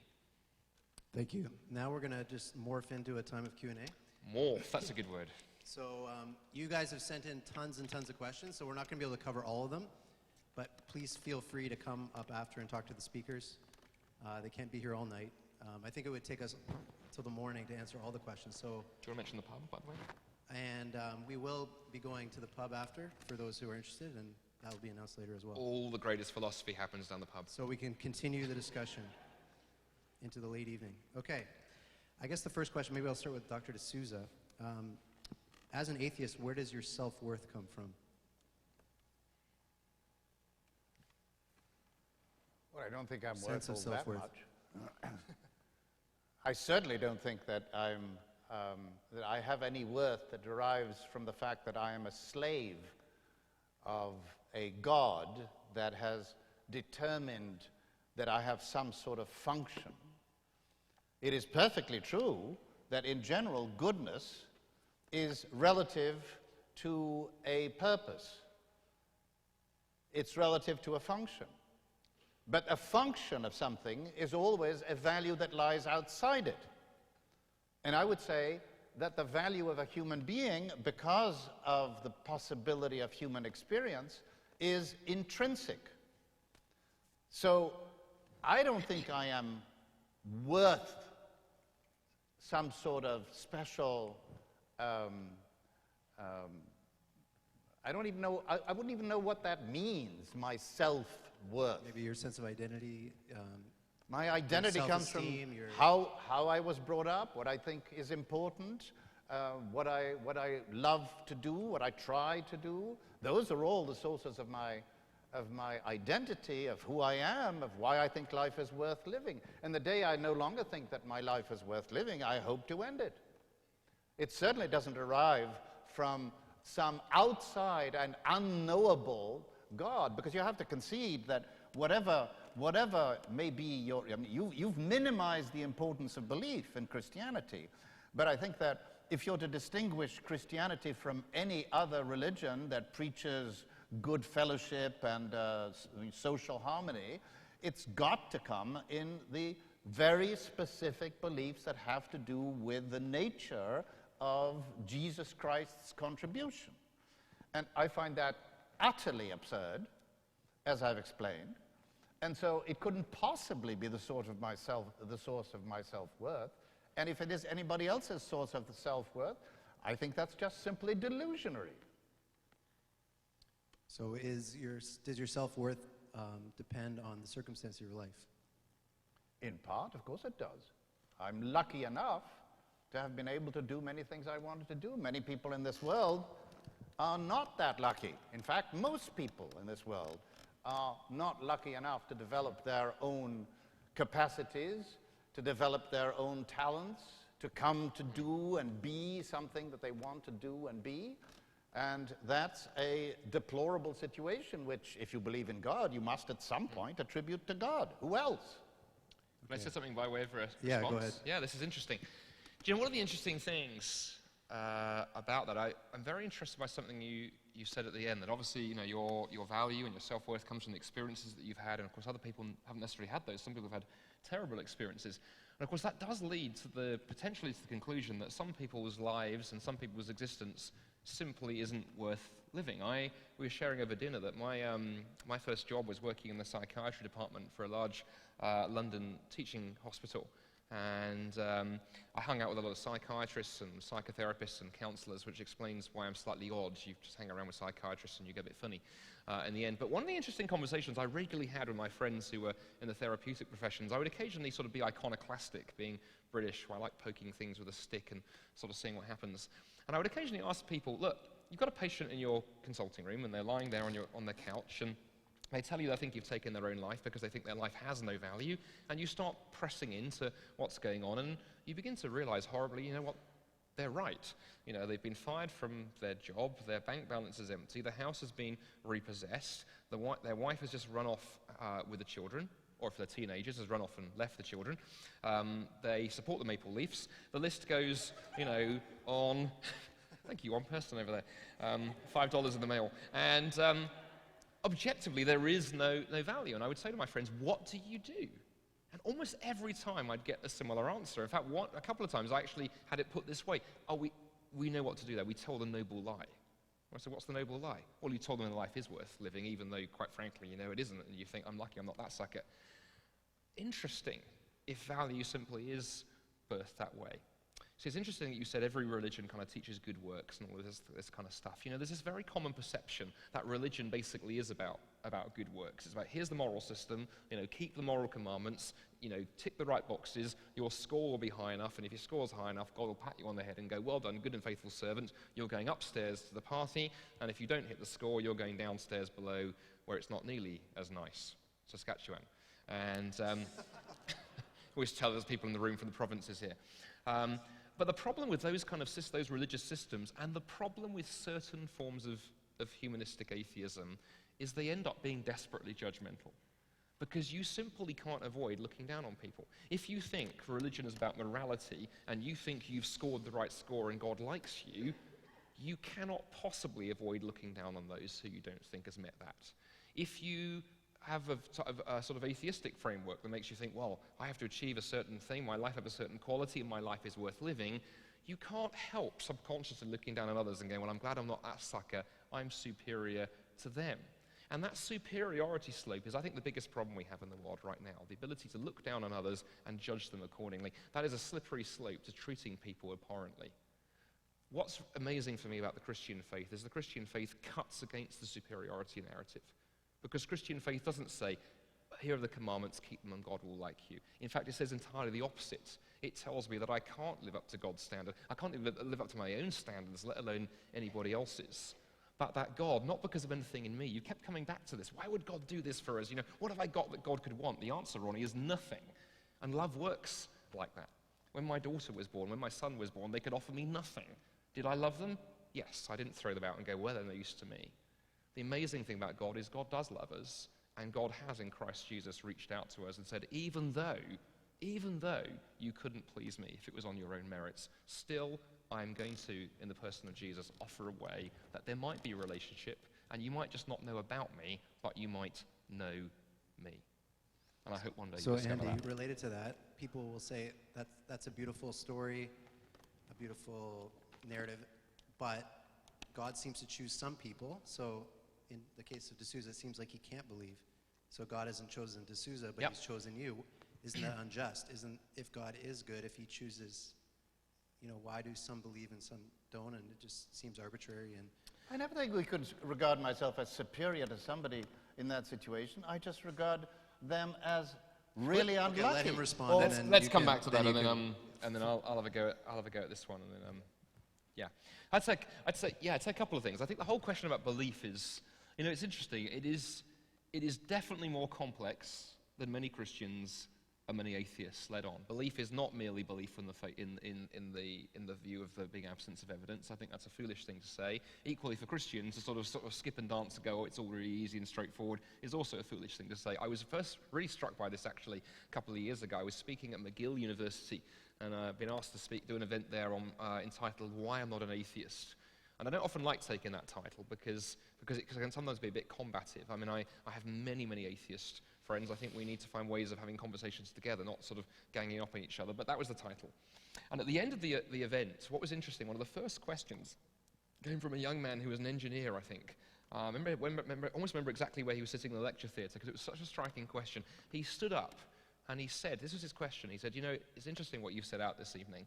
I agree with large chunks of it. He said, I want to believe, actually. I want to believe. I wish I could believe. I see incredible problems with atheism. It's existentially vacuous, were his words, but I can't. What do I do? How would you suggest you help me?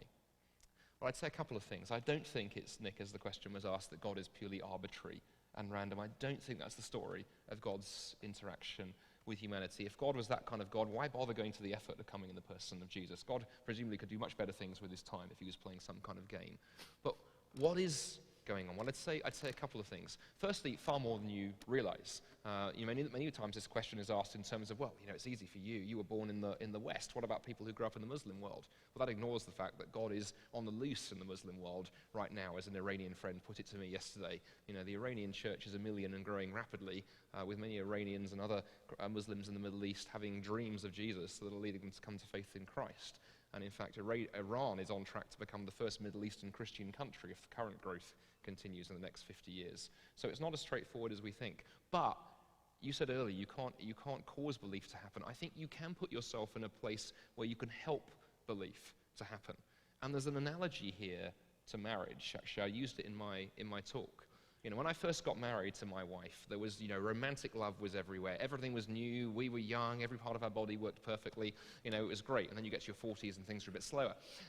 News for some of you who are in your 20s. It won't last forever. But what happens in marriage? What happens in marriage is you put yourself in a place where you try to cultivate love, where you make choices that will enable love to grow. And that the Christian conception of what marriage is love is not just a warm, gooey feeling that keeps you together as long as you feel warm and gooey, but is actually a commitment to the other person. And I think you can do the same epistemically. I think you can say, I really want to see whether this Christianity thing is true. I want to see what happens if I live as if Christian faith were true. I want to put myself in a place where actually I might be exposed to some of these things that you talk about. I might actually really take the effort to try and think these things through. I might, heaven forbid, even pray. And one experience that many skeptics have found over the years is helpful is the so-called seeker's prayer.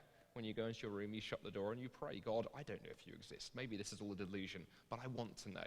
I want to know. If you are real, would you show that to me? And the story of many people who've gone that exercise is that incredible things do happen. So I want to say it's not a simple exercise. I've met people who sort of struggle and wrestle with this. But I do think that God is a God who promises, if you seek me, you will find me. It is not always easy for some. I wish I knew why. So for Dr. de Sousa, thank you, Andy. Saying there is suffering in the world, are you not admitting there is evil and making a moral judgment? And related to what you said about evolution, if God chose this process, he's not a good God because of just the suffering, the immeasurable suffering that happened to even get to the So the second part's for me, is it? And the first part for Yeah, maybe Ronnie? you can respond to that second part, but that's often a challenge against Christianity. Like, why would God use this process of suffering to bring humanity about? So do you want to do the first half the of that question? first part is saying there is suffering in the world, are you not admitting there is evil, so that evil actually exists, and making a moral judgment? And do you think evil exists? Do you think evil exists? I would define evil precisely just as the existence of suffering. And also, of course, I would define the impulse to cause suffering as also evil. But the evil is not metaphysical. The evil simply comes from the way in which our bodies are constituted, which makes it true. See, for an atheist, there's no problem of evil. The problem of evil is manufactured by theism. As an intellectual problem, as a practical problem, there's a problem of evil because you try to fight suffering, you try to prevent suffering, you try to cause happiness and bring about happiness. Those are practical problems, but there's no intellectual problem. It's perfectly obvious why there's evil in the world and why there's suffering. It's because natural selection is a horrible, beastly process. But it's being a horrible, beastly process is a big problem for you because that process was generated by God's choice to make it happen. So the problem of evil exists entirely for the Christian and not at all, intellectually speaking, for the atheist. But isn't it true in Buddhism? Is that correct, that suffering is an illusion? Is that so? Some people think, Do you want me to pick up from this maybe, point? Yeah, exactly. Just respond. Yeah, let me say a couple of things. I think the first thing is I would say I actually fundamentally disagree with you. I think the problem of evil is a problem for atheists, and I don't need to say that as a Christian. I would point to the book to go and read on that is Terry Eagleton, the atheist and Marxist philosopher, has written a book called On Evil, where he basically starts, I think, in chapter 1 saying it's time atheists manned up to this and realize there demonstrably is a problem. One of the problems is, unless you can actually name evil as evil, you've got a real problem, because what do we have, unless we can actually diagnose what's going wrong, it's a hard thing to start beginning to address it. I mean, on the one hand, it's easy to sort of flippantly say, oh, it's just natural selection doing its thing, but we're faced with the fact that the human animal, if that's what we are, the ability we have to be monstrous to one another far exceeds anything the animal kingdom has come up with. You know, yes, one bear may rip the head off a weaker bear, but they don't go starting land wars and engaging in genocides and all kinds of other things. That's a uniquely human That's issue. because we have values. Well, let's come Because most of the greatest harm that is done by human beings is done by people who are convinced, as you are, that they have values which come from outside and which don't have to do with their choices. I think with the very greatest respect, I think we could look at a number of atheistic regimes and the problems caused there and not pin that problem on either side. But let's just pursue for a moment the existence of evil. I mean, what's interesting is the story for me that illustrates something fascinating is going on, is the way that I think, you know, the existence of evil for many atheists is the starting point, actually just discovering Christian faith. I have a friend of mine who is a philosopher and a writer based in Switzerland. And Theo actually was raised in an atheistic home. He was an atheist for much of his life. And he said, actually, interestingly, what led him eventually to Christian faith was the discovery of evil, primarily when he discovered what an evil, vicious piece of work he was. And he said, I tried therapy, I tried all kinds of things, and I had to face the fact that there was such a thing as real evil. I was part of the problem, and no matter which way I tried to explain it away and push it away, I couldn't deal with that. And that led me to the question, if real evil exists, what precisely is going on? The other problem, of course, for atheism is the problem of good, because ultimately, if it just comes down to personal preference, you know, we have a series of actions, you stick the label good on this one and the label evil on this part of actions, but I come along and I just reverse those labels, and all we have is personal preference. This was Bertrand Russell's problem. But let me just come back and actually want you to answer the specifically Christian specific thing, question. and then we can come back to you, Ronnie. I think the interesting thing on the problem of evil is I think Christianity does say something profound here. I think one of the things that I like about the Bible and about the Christian faith is it's honest and realistic. You know, the Bible doesn't say, hey, the world is roses and unicorns and kittens. There's a couple of problems around here, but God sorted it all out. Right, okay, next question, please. The Bible, right from the very beginning in the book of Genesis, tells us that the world is not the way it was supposed to be, that there is such a thing as evil, that something has gone wrong with creation, and that evil and suffering is not the way that God intended it to be. It's not designed into the system. But then furthermore, that God has actually done something about that. Because here's the interesting question. The question for me that naturally arises is, if there is a God, and he has created a world in which at the very least he has allowed evil and suffering to happen. On the Christian understanding of reality, that's got a lot to do with free will and God's gift of freedom to us. Okay, if that God just sits up in heaven and does nothing, then he has a hell of a lot to answer for, because it's dead easy for him. He's up there, everything's wonderful. We are down here suffering. If that was the kind of God we were faced with, there would be a moral challenge. And that is the God of some religions. I've spent 11 years now, 12 years now actually, studying Islam academically. My PhD's in Quranic studies. That is, I'm afraid to say, the God of the Quran. A God who is a creator, a God who is a designer, but a God who very much is up there and we are down here in this vale of tears. But the God of the Bible is not that God, because the God of the Bible is a God who has stepped into history in the person of Jesus, has got his feet dirty with the dust of the world and his hands bloody with the nails of the world, and has gone to the cross and has experienced suffering in order to do something about the problem. And we can wrestle with whether that story is true and what it means, but what it does say is God in the Christian conception understands and knows what suffering looks like and has played by the rules of the game. It gives us a language to talk about evil and name it as evil, and not just explain it away as a byproduct or a side effect and try and sweep it under the carpet. It gives us a framework for actually talking about good that's beyond personal preference, and it gives us the ability and the power, says the Christian story, to do something individually in our own hearts about the problem of evil. Because for me, the biggest thing with the problem of evil is not the evil out there, but the evil in here. And the way that each one of us in this room, if we are honest, can be kind as well as vicious, can be cruel as well as munificent. Each one of us have to wrestle with this personally, not just in the abstract. You have any thoughts? If nobody experienced pain, there would be no evil. Is that something you would disagree with? I was thinking about that. I think I disagree with that. Carry on. Well, I mean, I'm just trying to identify what the fundamental disagreements are. I expected you to disagree with that. Yeah. But I think that there is, other than the doctrine that you defend, there's absolutely no reason to believe that. It doesn't make sense to suppose that there is a world in which nobody experiences pain, or for that matter, pleasure, or happiness, or suffering. And to say, in that world, there are evils. There is evil. I don't understand what that would mean.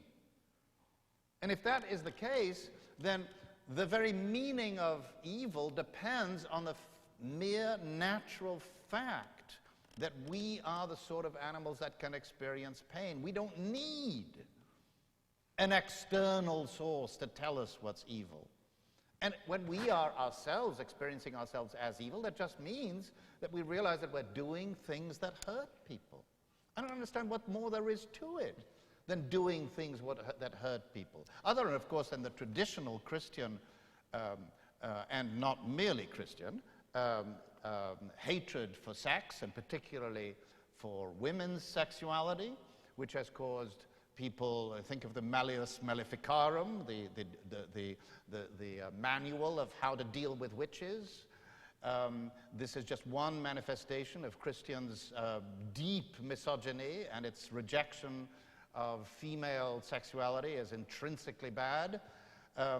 This is something that I'm sure you would not go along with. You would say that's just a mistake, it's just the way in which the history of the church has gone astray, just as in condemning Galileo or whatever.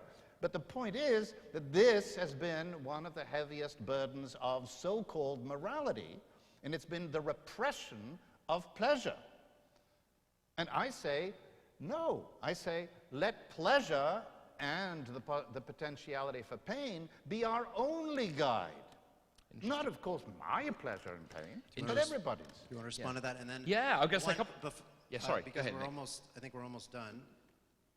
Well, yeah, about 9 minutes left. So Okay. maybe respond quickly to that. And Yep. then we haven't dealt with the idea of, you hinted at the Bible being historical, so we'll get into that. Yeah, sure. And then you can challenge that and All kinds of things, respond, yeah. and we'll- No, I'll say a couple of things. I mean, it's interesting that you landed on pleasure. I believe actually, I mean, the quotation's been used by many people, but I think it was Oscar Wilde who first said that the greatest problem, the biggest problem in a man's life, in a person's life, is not when he is weary of suffering, but when he's weary of pleasure.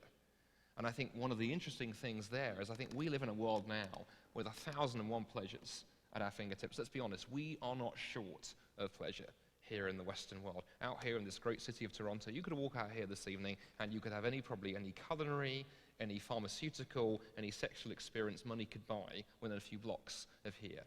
Yet nevertheless, it seems in the Western world, incidents of depression and anxiety and all of these things are off the charts. I think we're living Oscar Wilde's nightmare, that actually we're finding that mere pleasure is not what we are made for. We need something considerably more than that. And again, we're back to the question of what it is we're supposed to be. Interestingly, just so I say a couple of things, then we'll then move into that area. I mean, the interesting thing is when it comes to morality in general, I think we're orbiting around the question we keep coming back to of going, is morality, are these things just human constructions? Are they just accidents of time plus chance plus biology? In which case we can configure it any which way you like.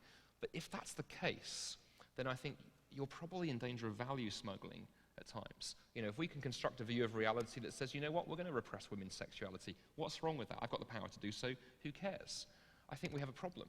Because ultimately, it comes down to power games. And I think the person who so beautifully expressed this was the atheistic philosopher Friedrich Nietzsche, who said, what people miss is that when you break the belief in God out of Christianity, the whole thing falls apart. And one of the things, of course, that goes is any conception of good and evil.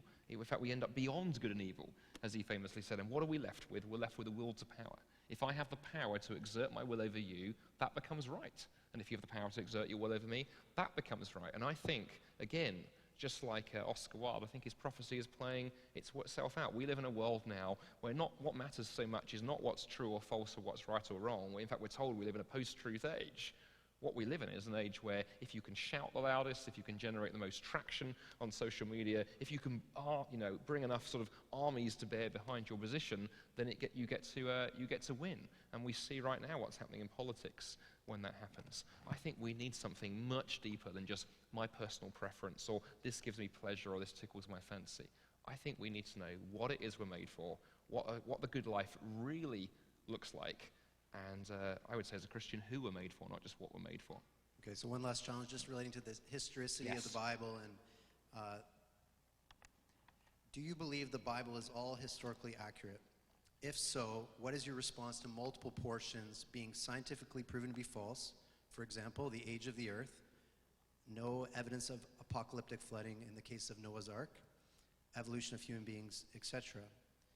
If not, is it rational to pick and choose the portions that represent Christianity positively? And then a relating question that came in was, if this is God's word, how do you know this? Like, if this claim to be the Bible, it seems pretty arbitrary. These people wrote texts in over a millennia or however long the Bible came. And how do you know that that's God's word? And good question. Gosh, I mean, it could be a whole lecture there. Let's start at the end there. How do I know it's God's word? I'd say a couple of things. Firstly, we put it to the test. I think that's a great thing to do. One of the interesting things is Christians have always done this. And that's not always the case in other faiths. I was saying to Professor de Sousa over dinner that one of the academic projects I'm working on now is a digital version of the Quran. There's a group of scholars, those of us in Quranic studies, who are working on making the Quranic text finally available for computer analysis. And now we've had that in biblical studies ever since computers began, since the 1950s. But it hasn't happened in the Islamic sphere for a long time, because generally critical questions like that are not asked of that text. But Christians, ever since the Christian faith began, have actually been willing to ask difficult questions about their text. You can go and study that here at University of Toronto and go and read the many, many works of erudition doing that, first thing. Secondly, you mentioned over a long period of time, one of the things that it really intrigued me when I first came across this as a young Christian really is the uniformity of voice across those 1,400 years. When you consider the Bible is written over about 2,000 years, actually, of history, when you consider the oral histories there where it began, by something like 40 different authors living in different countries, written in 3 different languages, Hebrew, Aramaic, and Greek, the uniformity of story, the way that it joins up, is fascinating. And the very fact that you can go and study biblical theology, and again, it doesn't have to be that way. It's not the way for the Quran. Quran was written over 23 years. There is not a uniform Quranic theology. Quranic theology is not a discipline you can go and study. How do we know that it's true? Well, because it's 40 different authors, 66 different books, 2,000 years of history, I would say begin where we can be confident. And begin, I think, where it really matters for Christians, on the question of who was Jesus, can we know, and does it stand up? And the answer is yes. And rather than go into huge detail, because this will turn into a 50-minute lecture, I would recommend 2 books if you want to consider this seriously and take the time. There's a book called Jesus and the Eyewitnesses, which is written by Richard Borkham, who was at St Andrews University in Scotland until recently. And that book is a very detailed, in fact ridiculously detailed in places. Read it at speed, because there's graphs and data and things that will send you to sleep. It's a fantastic book. And he goes into huge detail as to why we can be sure that Matthew, Mark, Luke, and John, the gospel writers, are writing eyewitness testimony. Doesn't mean it's true, he's arguing, but it gives us good reasons to take it seriously. And in fact, historians do. The New Testament Gospels are treated as Greco-Roman biographies. That is their genre. That is how they are treated in classical studies and historical studies. And then secondly, on the resurrection that I talked about, again, we're running out of time, so rather than rehearse the arguments why many historians take the resurrection accounts very, very seriously, there's a wonderful book called by a gentleman called Michael Licona, and out of the USA, and it's a massive, fat, 600-page book called The Resurrection, subtitle A New Historiographical Approach. And it really sets out the methodology for how we do history, how we assess historical claims, and why there is good reason to treat the gospel accounts seriously. Neither of those books, I would say, are going to make you go, okay, it's 100% proof I'm now going to become a Christian. What they do is they force you to realize tossing these things out as myths and legends and unreliable, and just basically unreliable because they were written 2,000 years ago, is a fool's errand and shows ignorance, not wisdom.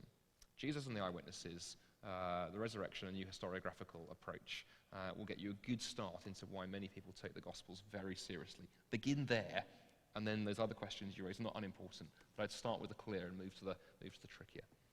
Thank you. This has been a fascinating discussion. Do come up and talk to them after if you have further questions. And so we're going to end the night with closing statements. So I believe, Dr. de Sousa, you're going to go and then Andy's going to finish. Good. So can someone help me with the podium? Oh, actually, I guess we don't need the podium yet. So you can just. Do you want to do it should we do it from here, or you? Yeah, you can. Well, or do you want to stand? It seems to me that what is most interesting about this conversation is the opportunity to see where the roots of fundamental disagreements are. I think that they are, I venture to think that they are very largely temperamental, that they have to do with ways of thinking that to you feel utterly natural and to me feel utterly implausible, and conversely. So that, for example, the historical evidence seems to me to be essentially uninteresting. I'm not denying any of the things that you're saying, but I'm saying that, first of all, the very idea of resurrection is one that presupposes that we can understand exactly at what point somebody is really dead. And there are many instances in modern medicine in which people have actually been forced to shift the place at which you determine that somebody is dead, so that because they sort of realized that in the past we've been burying a number of people who actually weren't dead. So I'm not impressed by or interested actually in the historical evidence. There is historical evidence in the sense of lots of tradition and supposed eyewitness accounts of lots of resurrections in different places and times. It's like the virgin birth. Lots of virgin births in the traditions. It's just one myth among others. So that's not where I think we have an interesting disagreement. I think we have an interesting disagreement in our conception of the way in which we come to value things, the way in which we come to the thought that there are rights.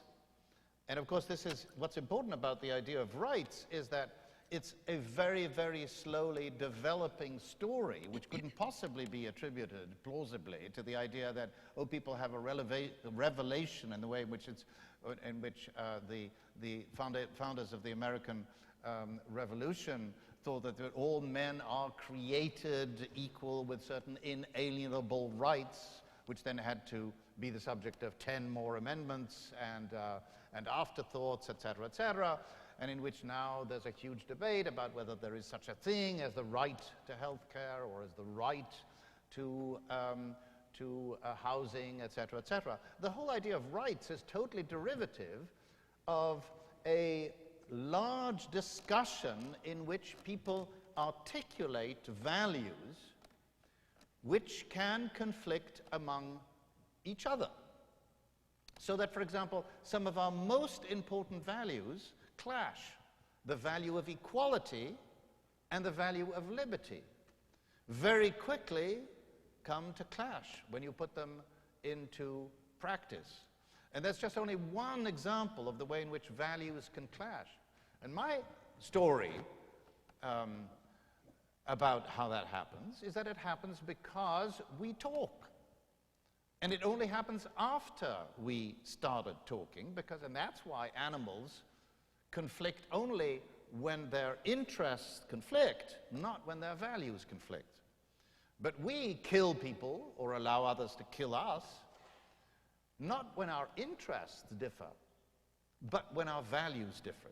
And those values all stem, on the one hand, from our capacity for experiencing pleasure and pain. And here I would add very, very emphatically that, of course, that doesn't mean we're just talking about sensual pleasures and physical pain.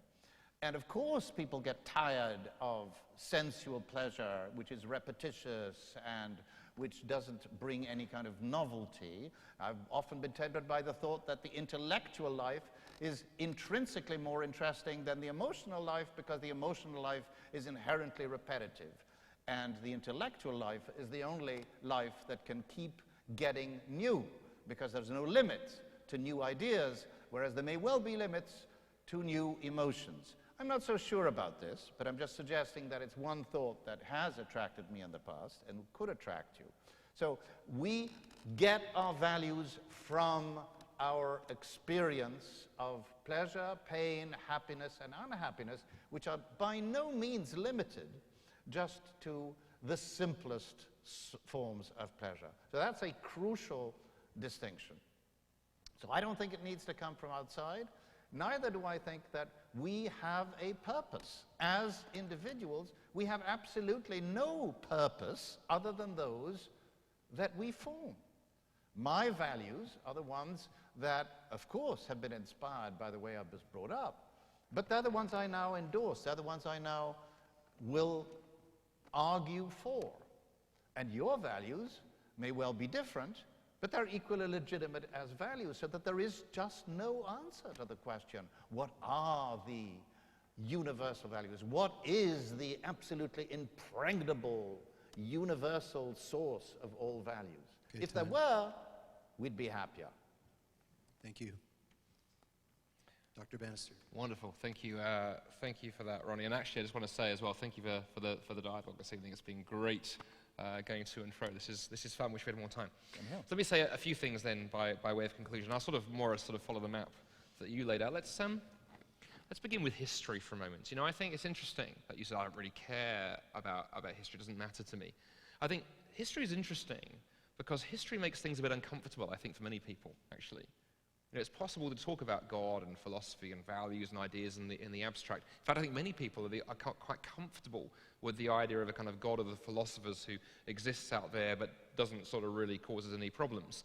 In fact, Richard Dawkins, of all people, actually is on record as saying, you know, I might just possibly be able to believe in the kind of God of deism who sort of sets the mathematics of the universe going and then disappears off and does nothing.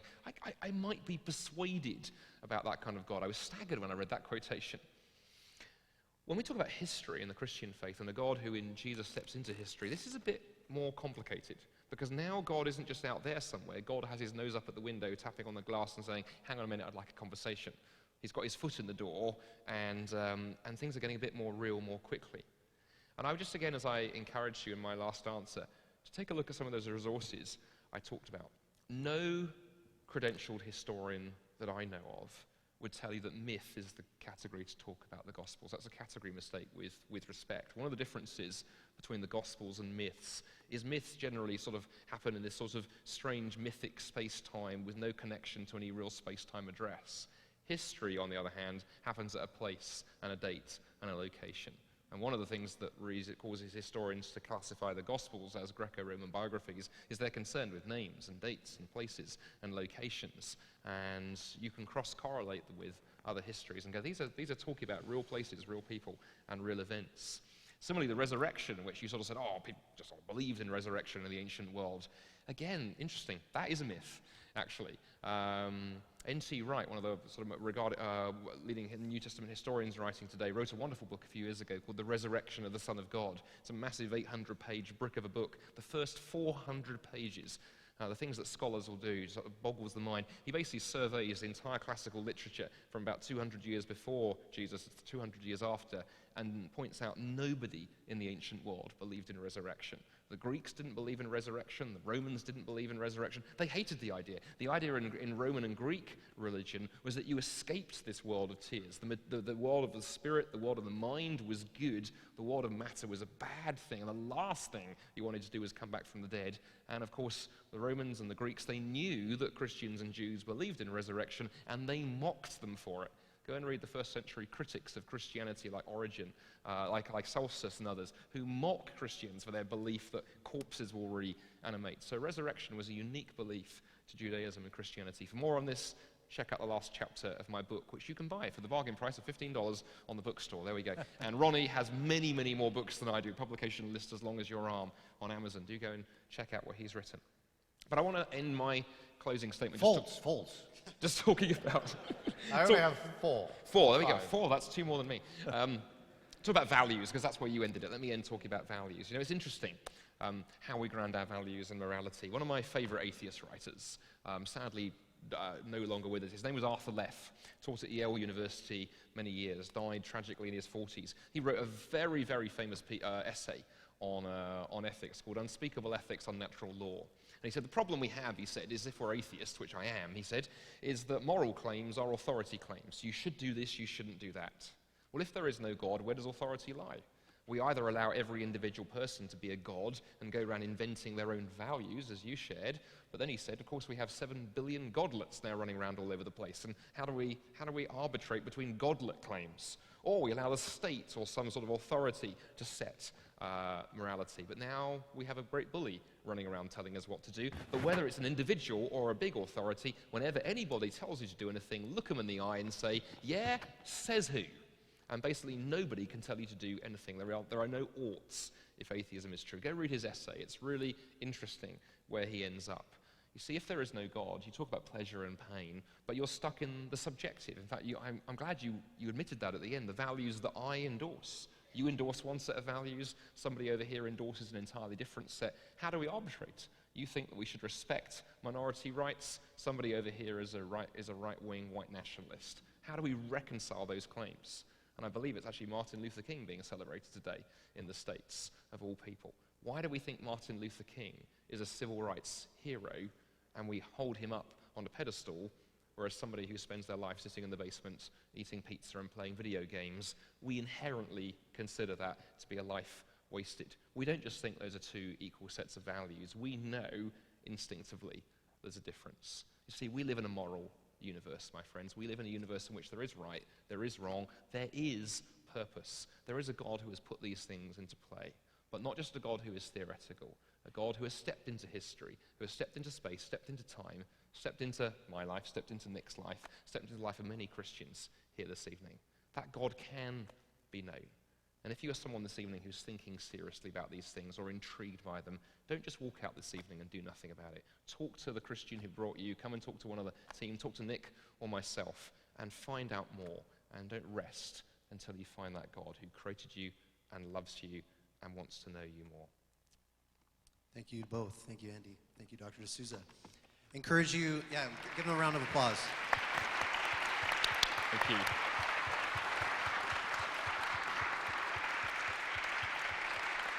Yes, we encourage you to check out their resources online. There's lectures and talks on YouTube. Also, if you enjoy dialogues, we're actually having a dialogue on Wednesday evening at the University of Toronto, Wycliffe College, on Who is God, between a former Muslim, Abdu Murray, and former lawyer, and then Dr. Shabir Ali, a respected Muslim thinker who also teaches at the University of Toronto from time to time. And if you also want to know about the week of events and you want to hear Andy again, you can go to www.relevantseries.com. And to conclude the night, we're going to invite Nadia from the University of Toronto Secular Alliance.